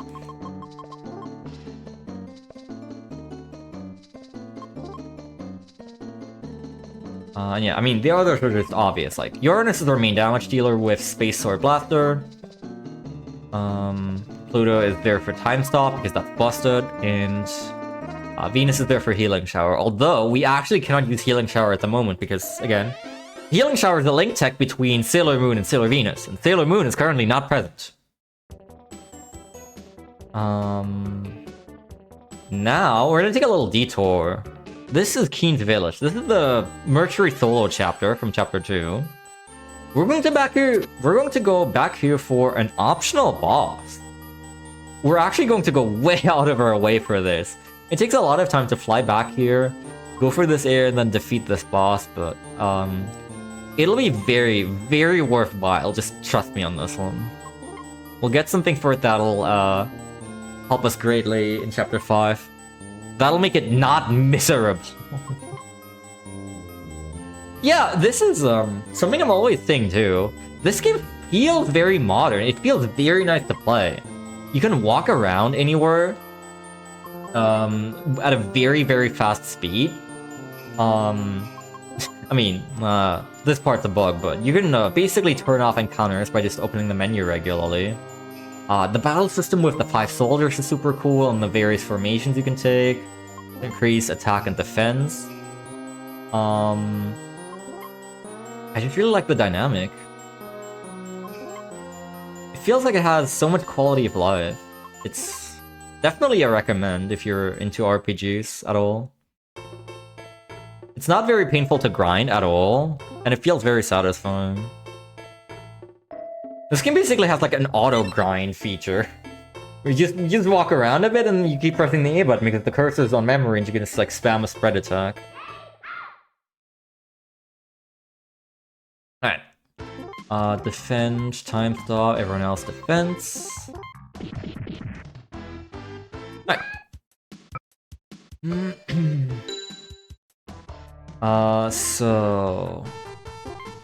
gonna use a cologne as usual, you're gonna start doing Space Sword, and then... Chibi-Bone's gonna use a perfume. Perfume is a manicure, except it applies to everyone in the party, and it's slightly more potent than a manicure. So... the thing about perfumes is that they are not infinitely accessible. Space Sword, defend. Perfumes are only available in limited supply from various chests that we pick up. So we have to be kind of careful about when we use them, because there's still a lot of bosses left. We only have so many perfumes, so in some fights we will opt to, instead of a perfume, just use a manicure, or a slightly less potent buff. Yeah, menu memory is also what makes the speedrun fantastic. Like, this right here is me I'm selecting Defend on Sailor Venus, and then I just Turbo A the rest. And it selects a Cologne on Pluto for me, it selects Space Sword on Uranus, and Defend on Jupiter and Chibi Moon. Which makes this game really nice to play. Like, all I have to pay attention to here is that I alternate Time Stop and Cologne on Sailor Pluto. That's literally all these fights are after you get your first Time Stop up and all of your setup done.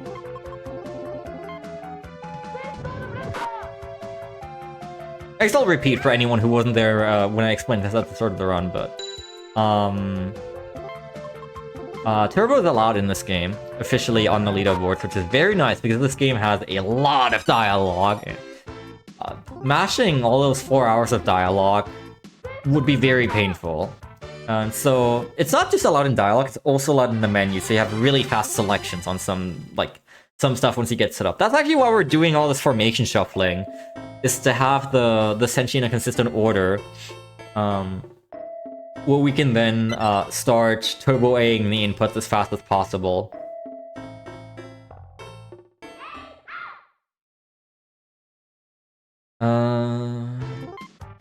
Time stop, everyone else defense. No one got poisoned, thankfully. Asmarat can poison you.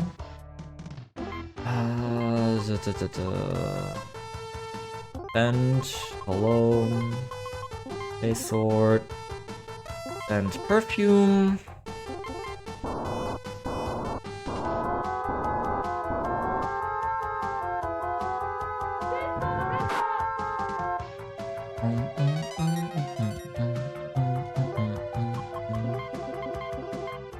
There we go. Now everything's set up. We can just alternate call out and time stop. This is Esmeralda.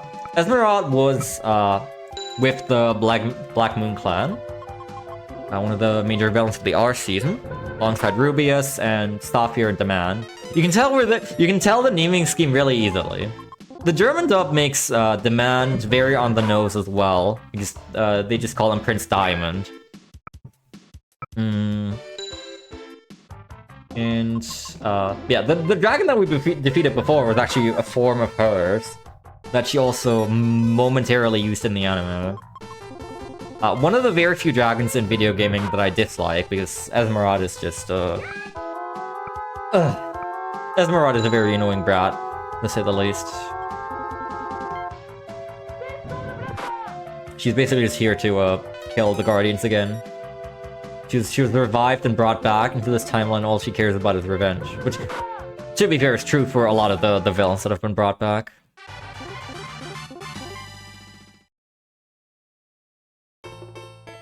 Okay, so, I don't know if you saw it scroll by on the item drop list, because I sure didn't, but we received a very important item right there. We're going to equip Jupiter with the red pupil and sorry, wait, what? What? Huh? Where is it? Wait, what?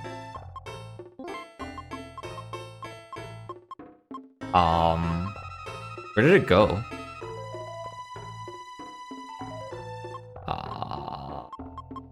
Did it not drop? It should always drop. Okay, this is strange. This might pose a problem. What the hell? I have not run across this before.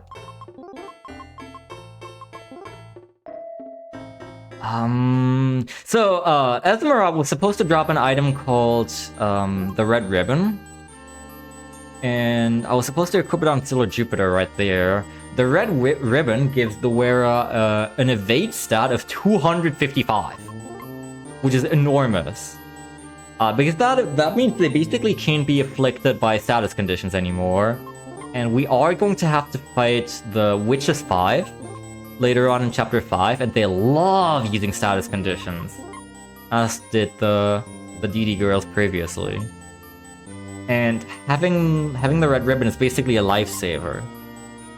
However, I don't know, it didn't seem to be in my inventory for some reason, so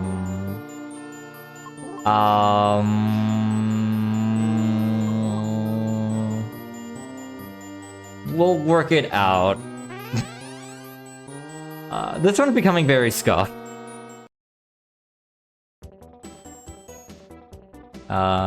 It's okay. I'll check here again if see if I can get Chibi Moon's items maybe.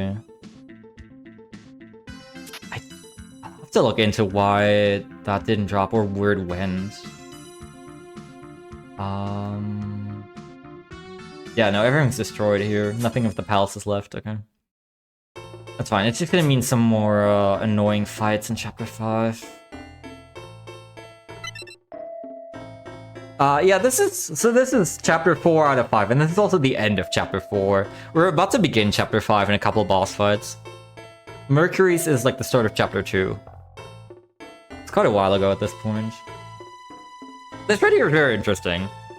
So this is Black Lady, who is a form of Chibiusa, that Wiseman basically brought into existence by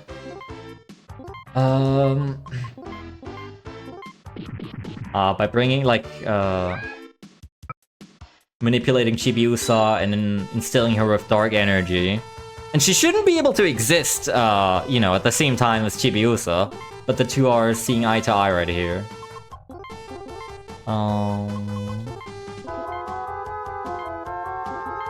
Because of the altering of like timelines, history, and destiny. So now Chibi Moon is basically fighting herself. This is going to be the first time that we actually use 2 damage dealers. We're gonna have Sailor Pluto on time stop duty as usual. And then Uranus will be using Space Sword, and Jupiter will be using Sparkling Wide Pressure. We're going, like, I've already used a bunch of items on her. We're basically going to turn Sailor Jupiter into a secondary damage dealer. That's what I've been working towards, and that's also why she's been with us on every mission that I got to choose my Guardians, so she gets the levels from all those. Oh, they do have Mistress 9, but that was in Chapter 3. We were already past that part.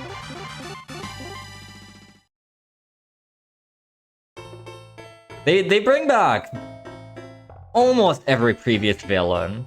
The ones that I can, like, the major ones I can think of that aren't here are Ale and An from the start of the R season. They don't make an appearance at all.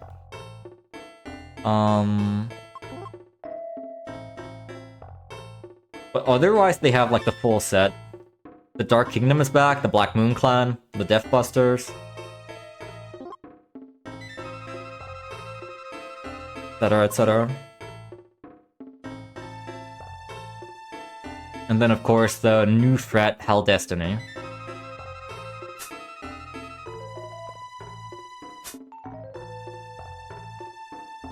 Okay, final fight of Chapter 4. We're finally going to fight Sin.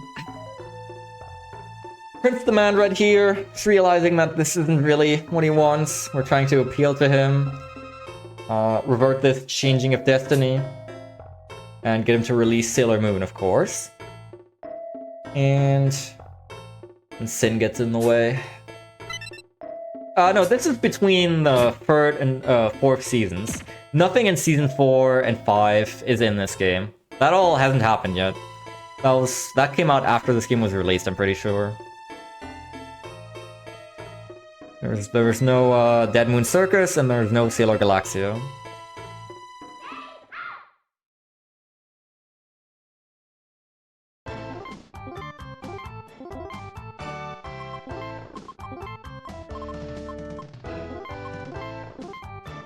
Alright, using an All-Cure on Pluto, and just in case she gets, like, confused or paralyzed. And the one who was supposed to use the All-Cure actually died instead, okay. That's fine, now she's time-stopped. But I do need to cure, Jupiter, because she's supposed to be my secondary damage dealer. Alone... Space Sword... All-Cure Jupiter... But I'm gonna have to use the perfume next turn. So now I'm not dealing a lot of damage yet, but... Time Stop, Space Sword... Sparkling Wide, and then the perfume. Perfumes are also very nice, because they afflict everyone in the party, and so... both Uranus and Jupiter are affected.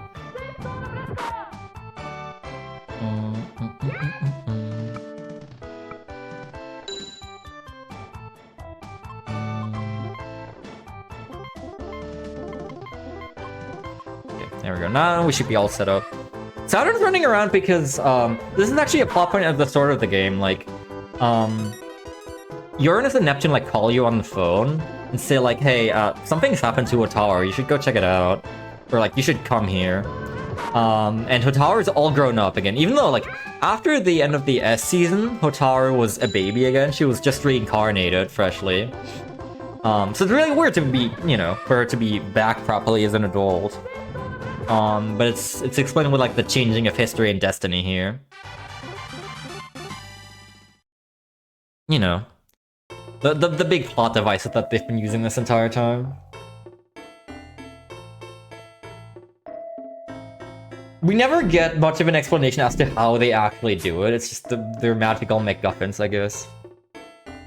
I don't think they have a crystal. There's a lot of crystals in across Sailor Moon. You have the legendary silver crystal. You have the rose crystal, which is Chibiusa's. You have another silver crystal from the future, which Chibiusa also carries. You have Mamoru's golden crystal. Every guardian carries like a star seed in them. Then from the evil teams, you have like You have the Malefic Black Crystal of the Black Moon Clan. You have the Tyron Crystal of the Death Busters. Etc, etc, etc. It's all about the magical MacGuffins in the series.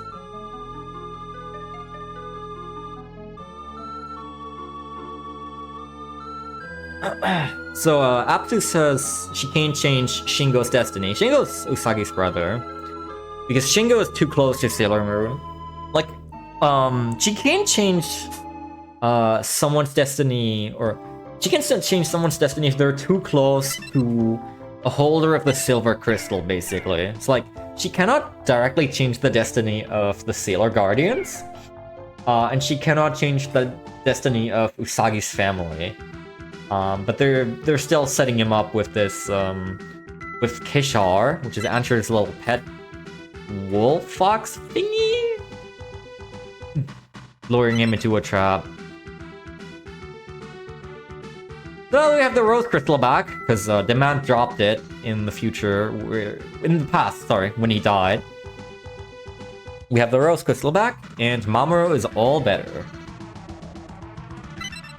And now, I think they're basically recapping what I just said.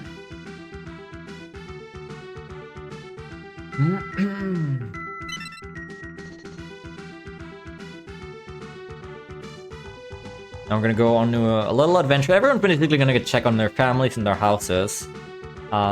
Except, you know, Saturn doesn't have much of a house to return to.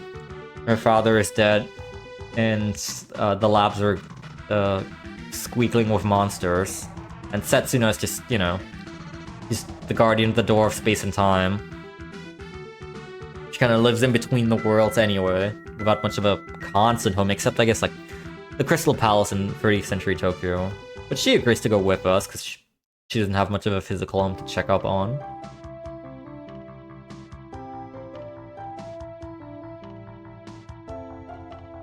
We're gonna all go together and check out Usagi's house.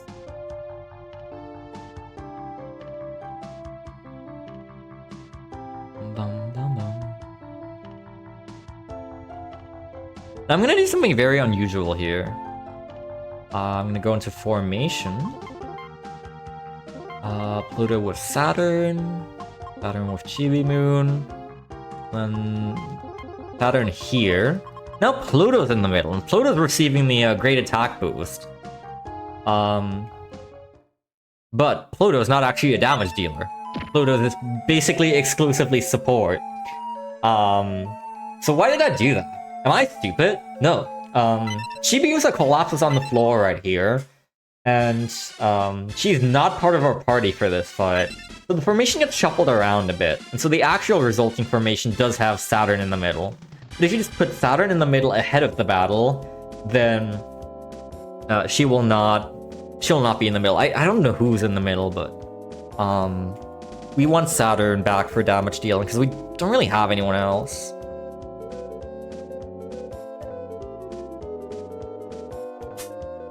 So this is Kishore. This is the boss that I mentioned that is very weak for this point in the game. We're still gonna take quite a few turns on this. But this is the one where you can see time stop doing damage numbers. Manicure Saturn.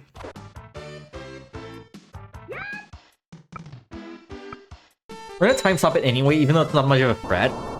Just because it's, you know, obviously faster to not have it move. F Reborn Defense. I'm gonna take 5 hits here.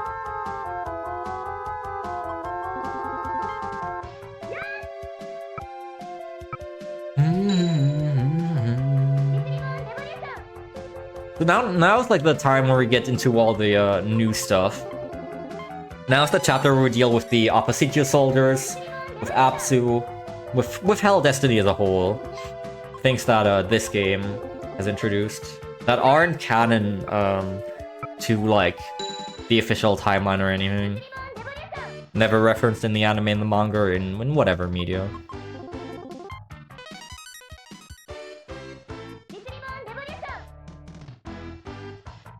Nice thing about having concealed Pluto on Cologne duty is also that no one else ever runs out of EP for their attacks. Uranus can spam Space Sword Blaster for all she wants. Jupiter can spam Sparkling White Pressure. You'll be fully healed up every second turn. I don't think I've talked about Uranus and Neptune too much. They are, interesting, because Pluto was introduced in Season 2 as the first Outer Guardians, but then Uranus and Neptune weren't until Season 3. They're a bit of a special case as well. I think Neptune just awoke as a Sailor Guardian on her own, somehow, through, like, her dreams. And then she proceeded to, awaken Uranus as a guardian, and then the two of them got together. I'm gonna buy more colognes, because we've just been non-stop using them.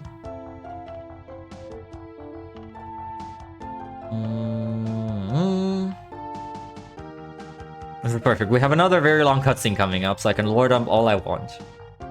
Just need to go to the Hikawa Shrine.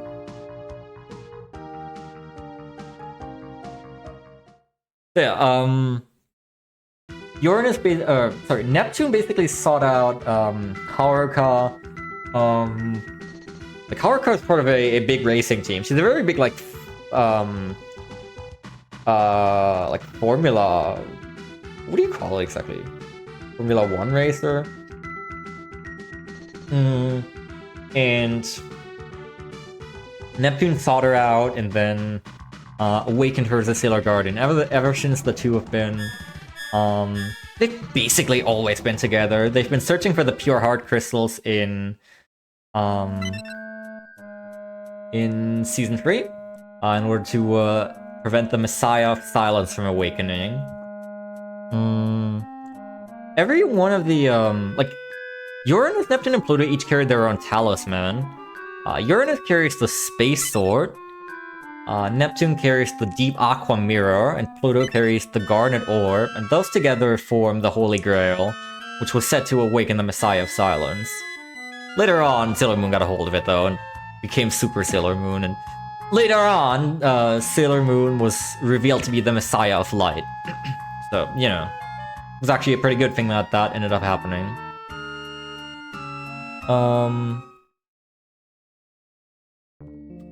Okay, there's more cutscene, good.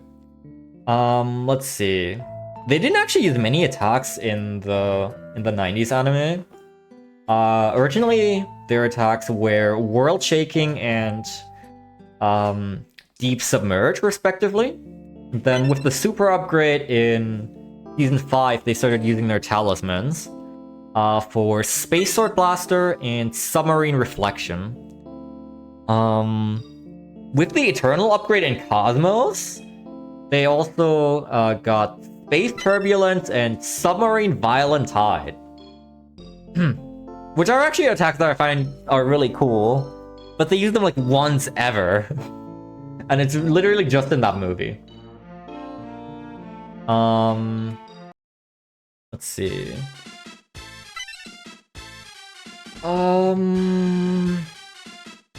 Neptune, unfortunately, isn't used in the speedrun basically at all. Neptune's like the one that does like nothing. She always defends or uses items.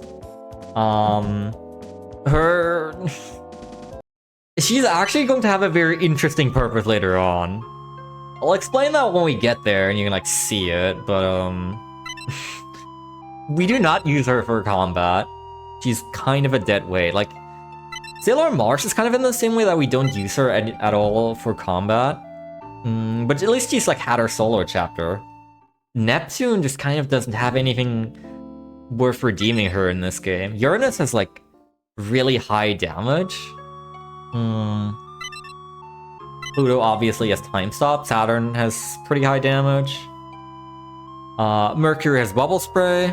Jupiter has high damage. Venus has healing shower. Chibi Moon has high speed. Mars, Neptune especially, just don't really have anything that you use them for. It's a little unfortunate. I think even in a casual playthrough, Neptune's generally one of the worst.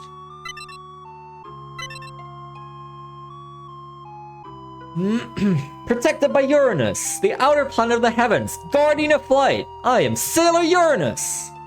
Protected by Neptune, the outer planet of the deep sea, guardian of embracement, I am Sailor Neptune. I really love the second episode of Sailor Stars, where they like all make a comeback. And they have the big like introductory speech where they like the camera like pans around in a circle. That's also the first episode where they have where they all channel their powers into Sailor Moon, and then she transforms into Super Sailor or Eternal Sailor Moon. It's interesting. There's Super Sailor Moon can transform even further in the actual 90s anime. Like, it's just that those seasons weren't out yet by the time this game was made. Else, I'm pretty sure that would have been a part of this game. Because at first, like, with her first transformation brooch, actually, with her first 3 transformation brooches, she just transforms into Sailor Moon. The first one, I think, is actually just called Transformation Brooch. The second one's called the Crystal Star in the R season, and is slightly more powerful because it has the silver crystal directly embedded into it. The third one's called the Cosmic Heart Compact, and I think it's the coolest one of them all.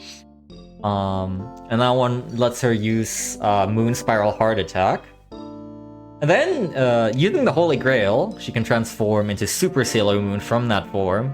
It lets her use Rainbow Moon Heartache. Then in Season 4, Pegasus upgrades Sailor Moon's and Sailor Chibi Moon's brooches again, so they can go straight from their civilian forms to Super Sailor Moon and Super Sailor Chibi Moon. Let me just... Venus, Pluto, Uranus, Neptune, and then Mercury, Mars, Jupiter, Saturn. And then she can use the Kaleido Moon Scope to use Moon Gorgeous Meditation. Also a freaking sick attack. And then in the 5th and final season, she gets to in the first couple episodes she like has to use everyone's power channeled into her to transform into Eternal Sailor Moon. And she can use the Eternal Moon Tiare to use Starlight Honeymoon Therapy Kiss.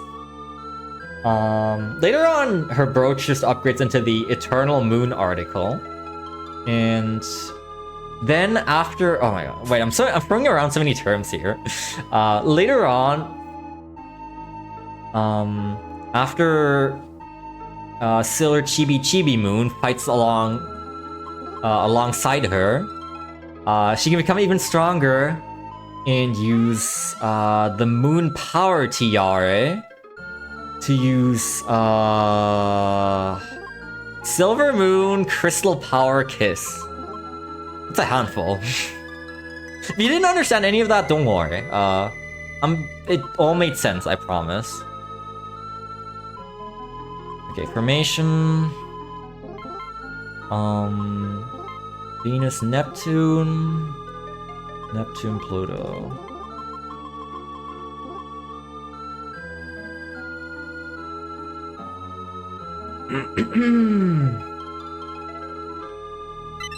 Eternal Sailor Moon basically looks nothing like the original. She like starts growing wings, and it's like primarily white with red, black, and like golden accents.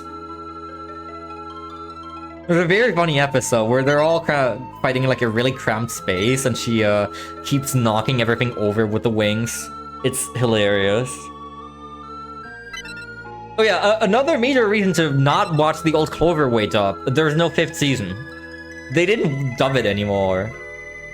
So either you stop watching after the 4th, or you have to get used to the new dub voices. Which at that point just, you know, start watching in Viz Media dub. Alright, so we're finally gonna confront the Oppositio soldiers. They've tried to trap us, lure us all into idealistic illusions.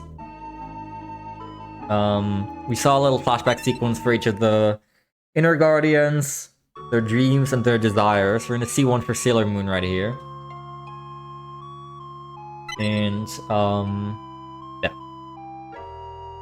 We basically just have to sit through it, stand strong, continue fighting for the destiny that we have shaped, and the memories we made despite our failures, all the connections that we've made.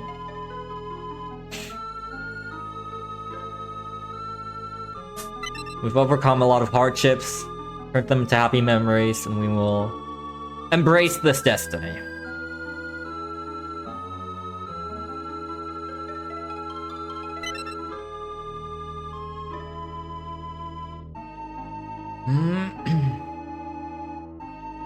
Speedrunning brothership already.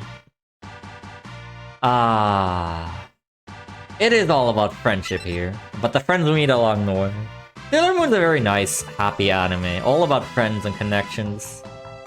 There's various problems, of course, there's a lot of fights, but you always end up on a happy resolution. Okay,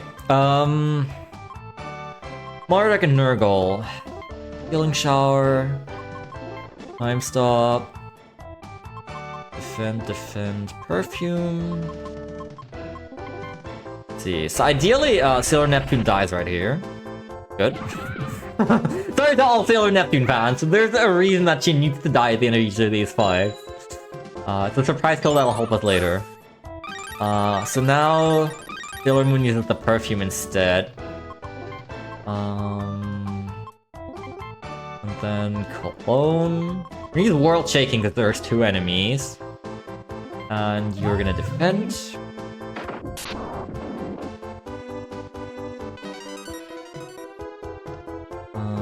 Use the Perfume. Now we just Turbo A Time Stop, World Shaking, and defend on everyone else.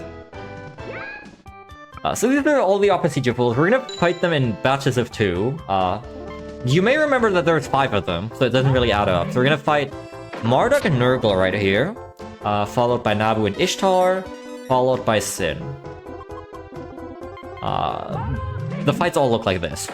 We want them to kill Neptune on turn 1 for a specific reason later, and then we just continually time stop and world shaking them.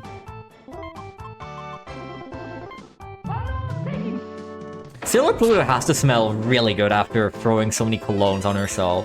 On the entire team, really. I mean, a girl has to look good, and a girl has to smell good. There we go. We are the pretty sailor-suited Guardians of Justice, after all.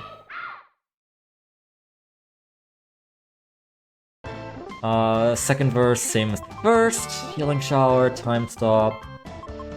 Defend, Perfume.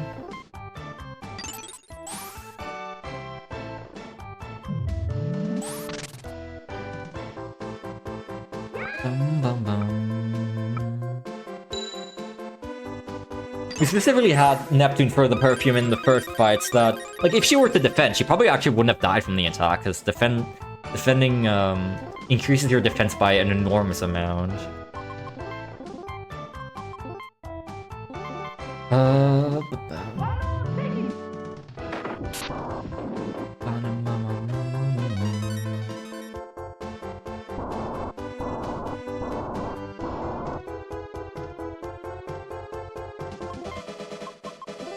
Did you have? I actually haven't watched, like, I haven't watched the original R movie and the S movie.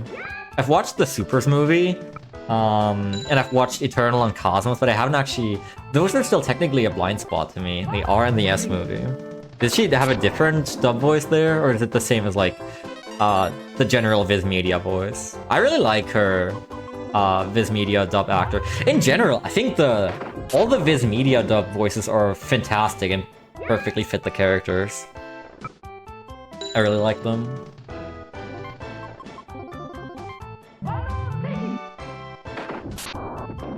I feel like overweight dub Usagi just sounds like a middle-aged angry library woman. The best I can describe it. Okay. Yeah, I really like Pluto's voice actress.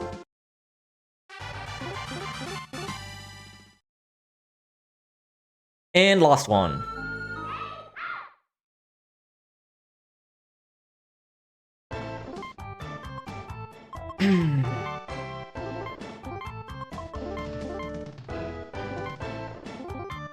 Oh, please kill Neptune. I didn't mean to use the perfume. Okay, cool. Catastrophe avoided.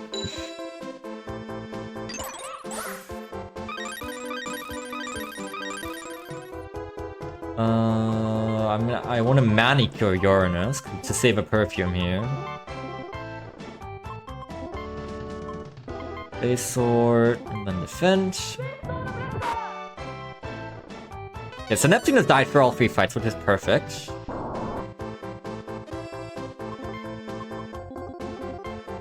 Now we can just Space Sword Sin to death. There's really so much more to this game in terms of strategy than just this. Casually, you're not going to be doing this. I mean, you might be abusing Stop still, but casually you'll probably be going harder on the link techs.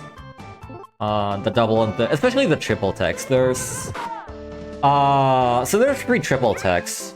One between Uranus, Neptune, and Pluto, called Dead World Submerge. One between Sailor Moon, Mercury, and Mars, I think? Called Stardust Stream Hit. And one between Mars, Jupiter, and Uranus called Fire, Thunder, Shaking. They're all pretty sick names.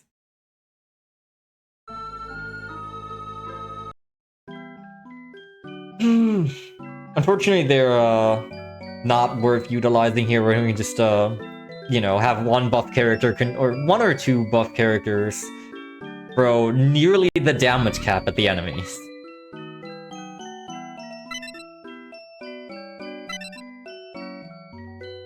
That's the Oppositio soldiers. They're all being purified by the Silver Crystal now, realizing their past mistakes, but they're free to go. Now, they live as normal residents of the 30th century, except for Sin, because Sin is still very much attached to her brother, who's currently trying to sabotage the other team, Chibi Moon's team in 30th century Crystal Tokyo. We saved Shingo. They didn't scratch him at all because, I mean, the one who kidnapped him was Sin. Who knows what it's like to have a brother hurt, so... He just kidnapped him and that's all they did. But yeah, now it's onto the other team. Now it's onto Chibi Moon's team, and this is probably going to be pretty hard because I am missing 2 important items for this. So first of all, I'm gonna equip Chibi with a bracelet with the rainbow choker, and I'm missing 1 of the items for her. Formation, Chibi Saturn, Mars, Jupiter. Of course, Jupiter's going to be the primary damage dealer, as per usual. I'm going to go for some safety here and go here to save in case anything horrible happens.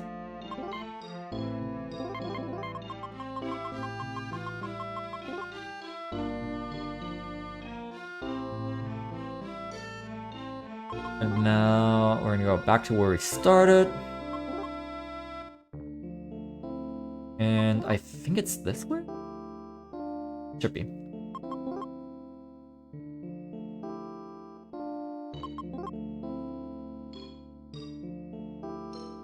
So we need to approach each of these crystal coins right here, and each of them has one of the revived members of Witches 5.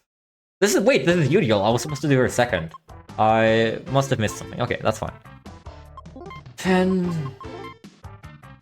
Bubble spray.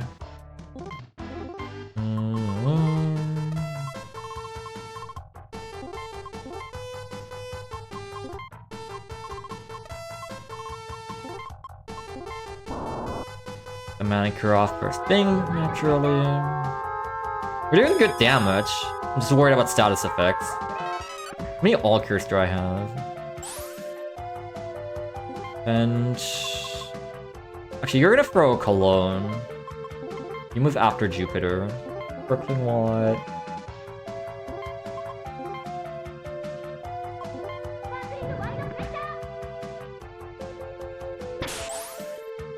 So from this point onwards, as long as Jupiter doesn't get confused, we're good. If that happens, we will need to think of something on the spot. Save the day. Now that Mercury has bubble sprayed her, she basically deals no damage, which is nice. That is the raw power of Mercury's bubble spray. Oh, I was supposed to go right first for the first crystal point. Whoops. It doesn't really matter in which order you do these, honestly. It's nice to do this one first because it drops you a nice item. It should, at least.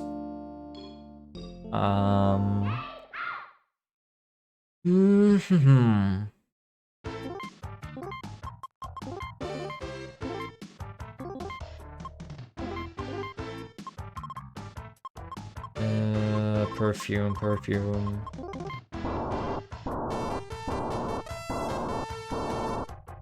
Silver Moss is probably also gonna die a lot in these fights. Not intentionally, she doesn't actually need to die. But it's just gonna happen, probably.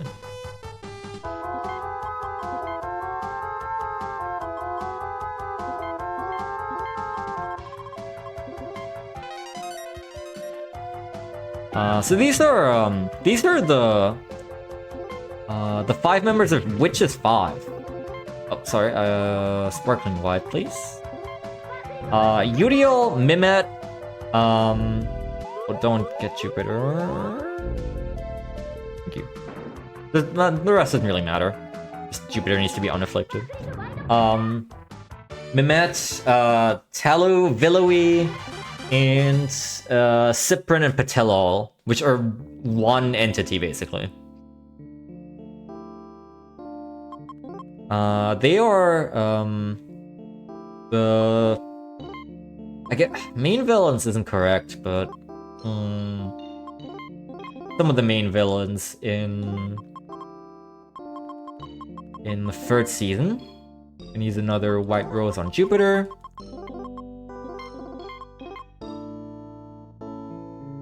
They all like create these daemons, send them out into the world, create, you know, their respective mantra of the day.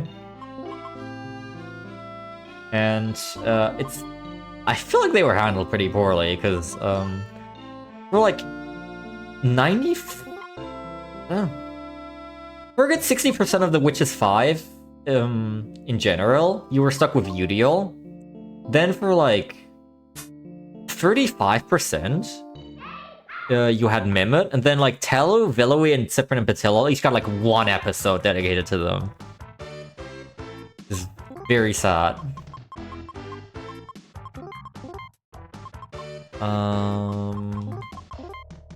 Bubble spray. Sparkling white. Sorry, these fights are a little complicated. I have to make sure I do the right thing here.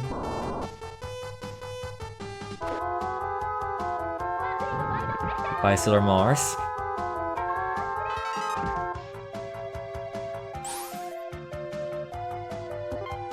Throw a cologne. Everyone else defense except for Jupiter.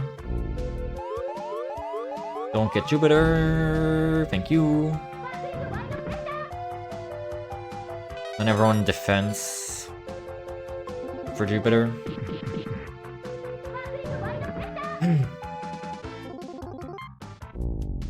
The members of the Witches 5 are basically supposed to represent like the... Oh no. I'll cure Jupiter. Hold on, give me a second. Fine.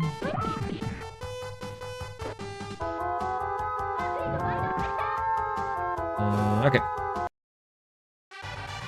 They're like a big representation of the corporate rat race, basically. They just like they just sabotage each other constantly, and in more than one occasion, like the way that Yu-Gi-Oh goes out in the anime, is Mimette wanted to take her position and just removed the brakes from Yu-Gi-Oh's car, and so she ended up driving off of a cliff and dying. One of the rare, like, on-screen confirmed deaths that we have.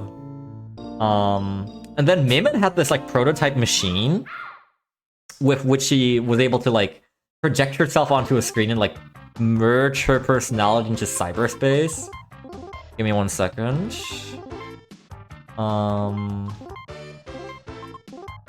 And then Tello just shut it off, leaving her to effectively be erased. Which is very ridiculous. You throw a cologne. Then everyone defends. I think Tello actually went out being defeated by Sailor Moon and Sailor Pluto. Veloe ended up being eaten up by, like, her own nanobots. And then Cyprian and Patilla were defeated by all the Sailor Guardians together. But yeah, they were just, like, scientists chipping away at the orders of the crazy possessed Suichi Tomoe. Trying to find pure heart crystals and just getting his attention, basically. They were also very often, like, instead of actually likely targets for a pure heart crystal, they just prefer to go after, like, movie stars and stuff. Attractive men, basically.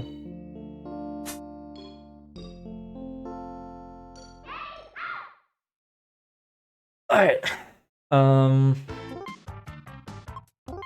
All Cure Mercury. So we're gonna have to bubble spray twice here because we have 2 enemies, Cyprian and Patillo. And we're also gonna have to use Coconut Cyclone to hit them both. All Cure Mercury again, just in case. And Manicure Jupiter. Or sorry, I was supposed to Perfume actually. That's whatever.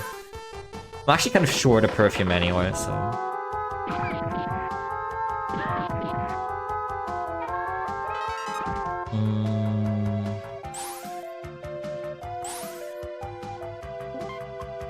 Cologne, Bubble Spray Patillo, Coconut.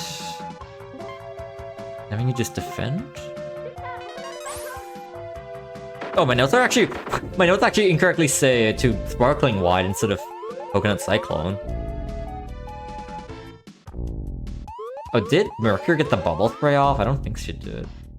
Oh god. This is not great. At least Jupiter is not affected.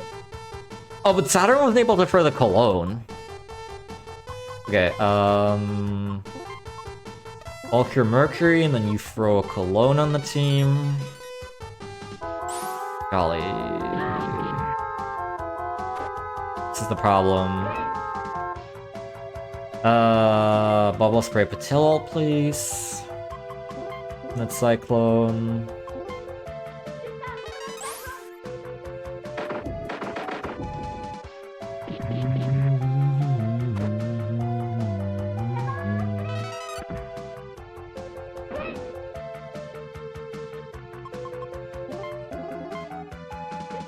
That should hopefully do it. Nice. Okay, we're almost there. That actually went better than I expected. I don't think they ever got my Jupiter confused, despite not having the white rose. Now I feel pretty good. We're nearing the end of the run. How are we doing on time? Does anyone want to let me know? This is definitely not PB pace, I'll tell you that much. But it should be a bit underestimate.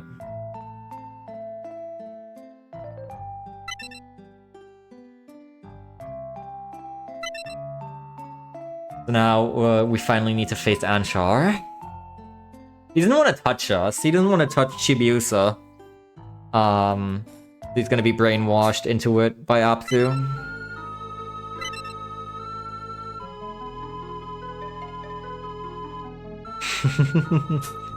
353, okay. Yeah, we're definitely underestimate, I think.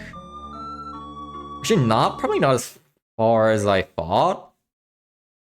There is a decent amount of cutscenes left. And and then 2 other bosses, but yeah, that's honestly fine. Sparkling white and perfume. I can use the extra perfume here since I didn't use one on Cyprian and Patillo. I'm sorry, Sailor Maulers.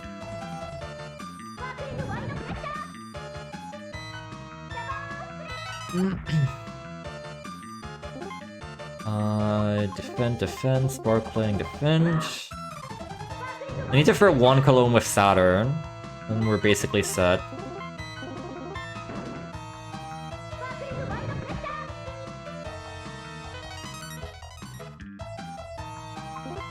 Make sure that Jupiter never runs out of EP. You really don't want to spend a turn not using a special move.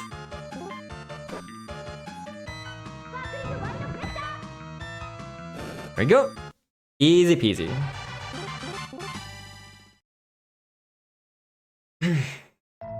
That's that part of chapter 5 done. And Enter's dead, no!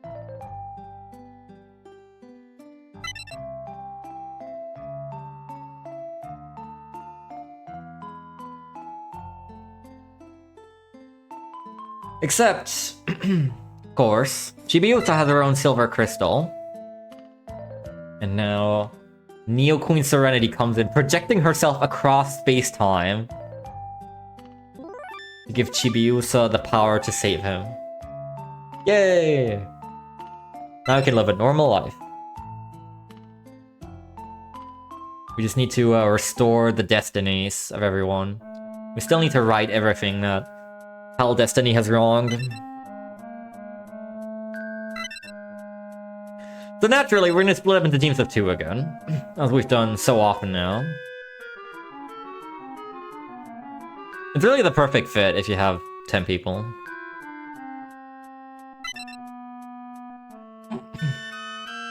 I don't think the second team actually matters at all, because you have to choose again before the second team actually does anything. We're gonna take Uranus, Neptune, Pluto, and Jupiter. And you're gonna go with Saturn, Venus, Mars, Mercury.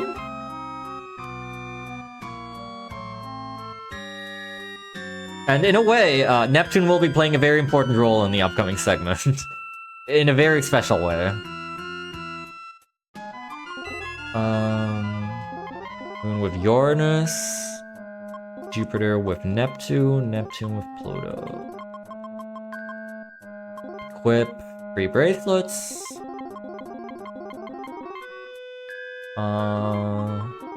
Equip 2 anklets. So we made Moon a lot stronger again, and we made Pluto quite a bit faster. We're gonna need that. For the upcoming fight, we're actually going to have 3 damage dealers. Not 1, not 2, but 3.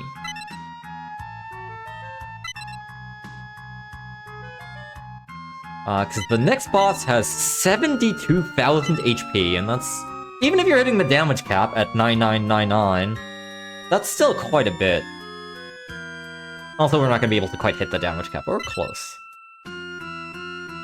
So, Tuxedo Mask is trapped in the Tower of Space-Time. His shackles will be released when we defeat Apsu. We've defeated all the Oppositio soldiers. And we've defeated, Anshar, and all the brought-back villains. Now all we need to do is the one behind it all.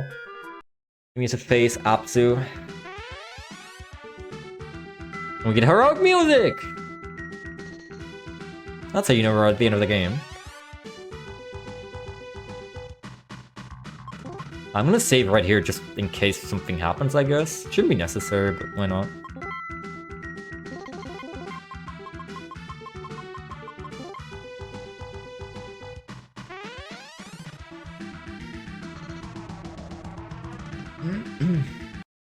We have one... I think this is the longest cutscene left in the run. One more final long cutscene. Apsu's going to try and change Sailor Moon's destiny right here. Except, she can't change Sailor Moon's destiny. he is destined to always meet up with Mamoru. So we get a flashback right here. This is basically a flashback to episode 1 of the anime. Usagi gets back a bad test. He curls it up into a ball and throws it across the street, and it ends up landing on Mamoru. And the two hate each other's guts when they first meet. It's only later that they are the romantic miracle romance that everyone knows them for.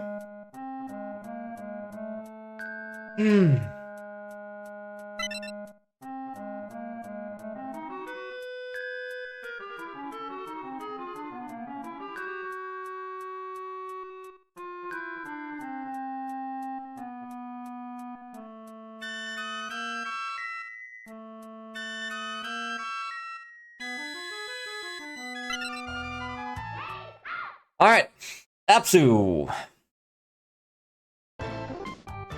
Defend, time stop.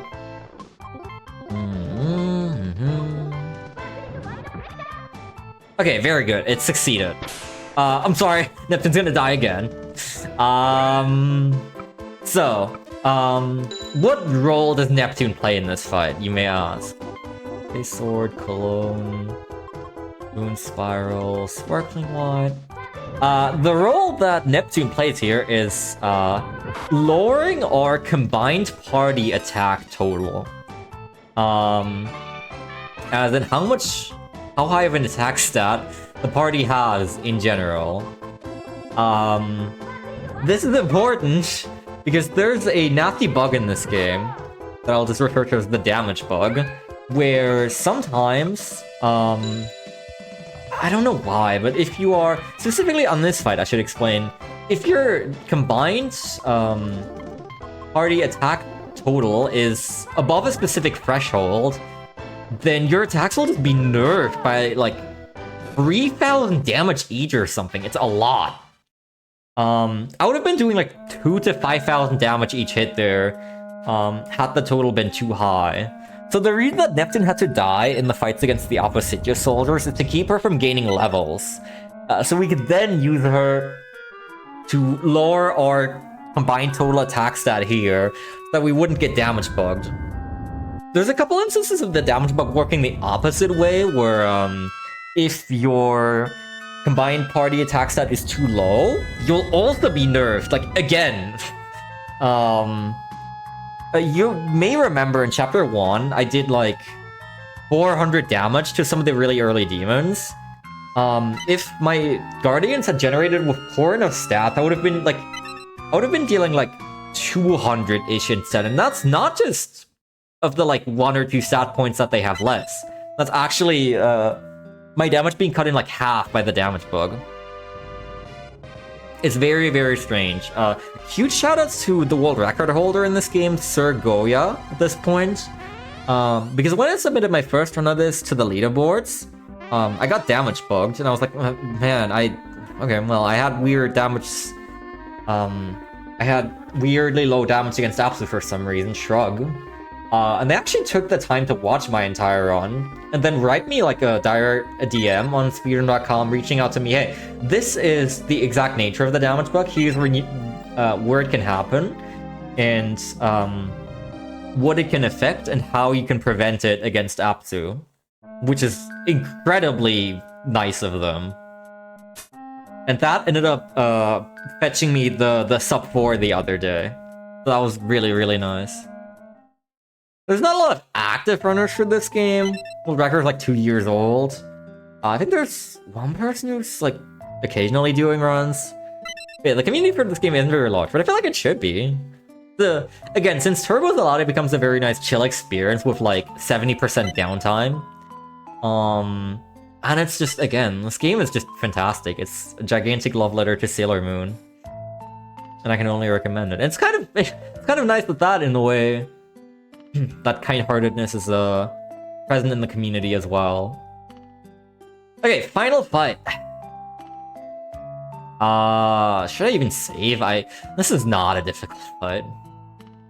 This is less difficult than a lot of the fights we've had previously. There's little that can go wrong here. I'm gonna be cocky and just go in. We're gonna split our teams one more time. So, you know, the party that we ended up picking for Chibi Moon last time. did not end up mattering at all. Now, there's something interesting. So this game has two endings. This game has a good ending and a bad ending. We're gonna go in... Mars, Venus, Neptune, Saturn, Mercury, Jupiter, Pluto, Uranus. We're gonna go into this boss fight with Sailor Moon's team. And we're going to die.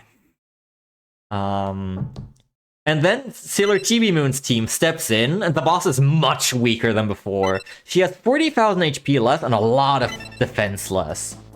If you want the good ending, you will need to beat her with Sailor Moon's team, which is very much possible, especially if you bring Pluto. But it's about 2 minutes faster to just lose to this boss and get the bad ending in the speedrun. And honestly, the quote-unquote bad ending feels like the slightly happier one in the end. With the scene that happens post-boss fight. Anyway, God of Ruin. Everyone runs. Hopefully she kills us all in one turn. No, she doesn't. Come on. Oh my god. Use your funny Fin de Cycler attack. He has a really strong attack that basically always kills everyone. There we go. She just took a while to use it. This is her ultimate attack, basically. So now everyone dies. No! Wait, what? Wait, am I defending on Saturn? By chance? No, I'm running. Why is Saturn so strong? She's never survived this much. I guess we're just gonna be waiting for her to die.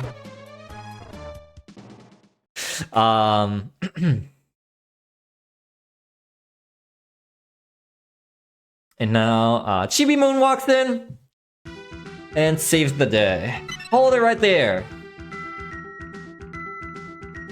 In the name of the future moon, I'll punish you! Alright, so, this fight is relatively simple. We do this. You use the cologne on the party. Sparkling White, Space Sword, and then Time Stop. So this boss has 80,000 HP. We're hitting the damage cap on Jupiter. Okay. I think we should be... Well, this is gonna be a little dicey on the kill. I think it's fine. So what I'm gonna have everyone keep doing is this. Pluto's actually gonna go into defense mode. Chibiusa is gonna kick every turn, and these two will be chipping away. So this should be about 20k a turn. If all lines up, then she should die. When we expend her EP. If not, I'll just have to take another turn and bash her. Maybe she'll survive with like 5 HP. Because my damage on Uranus is a little lower than it should be, yeah. That's fine. Everyone should survive. And now we just... She has like 5 HP left. There we go. Alright! And that's the video game. Time is gonna be coming up in 2 minutes or so? I'll let you know again. That is the God of Ruin. Apsu's merged with Sin. Grown absolutely grotesque. Her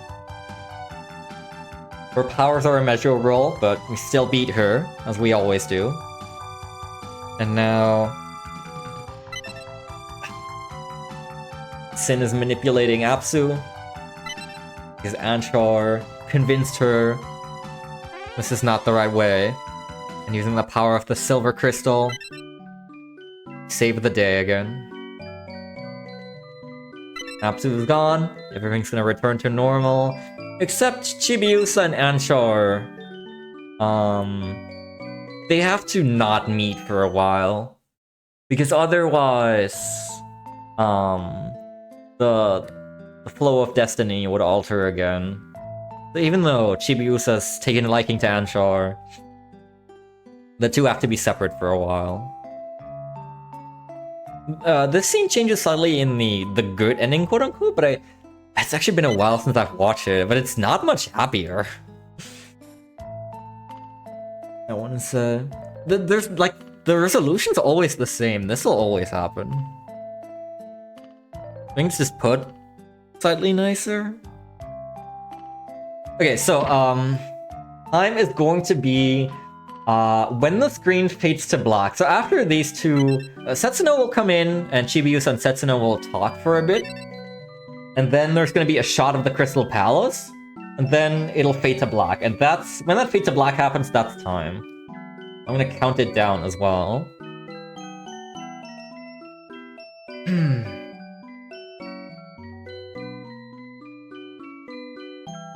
Coming up in 15 seconds.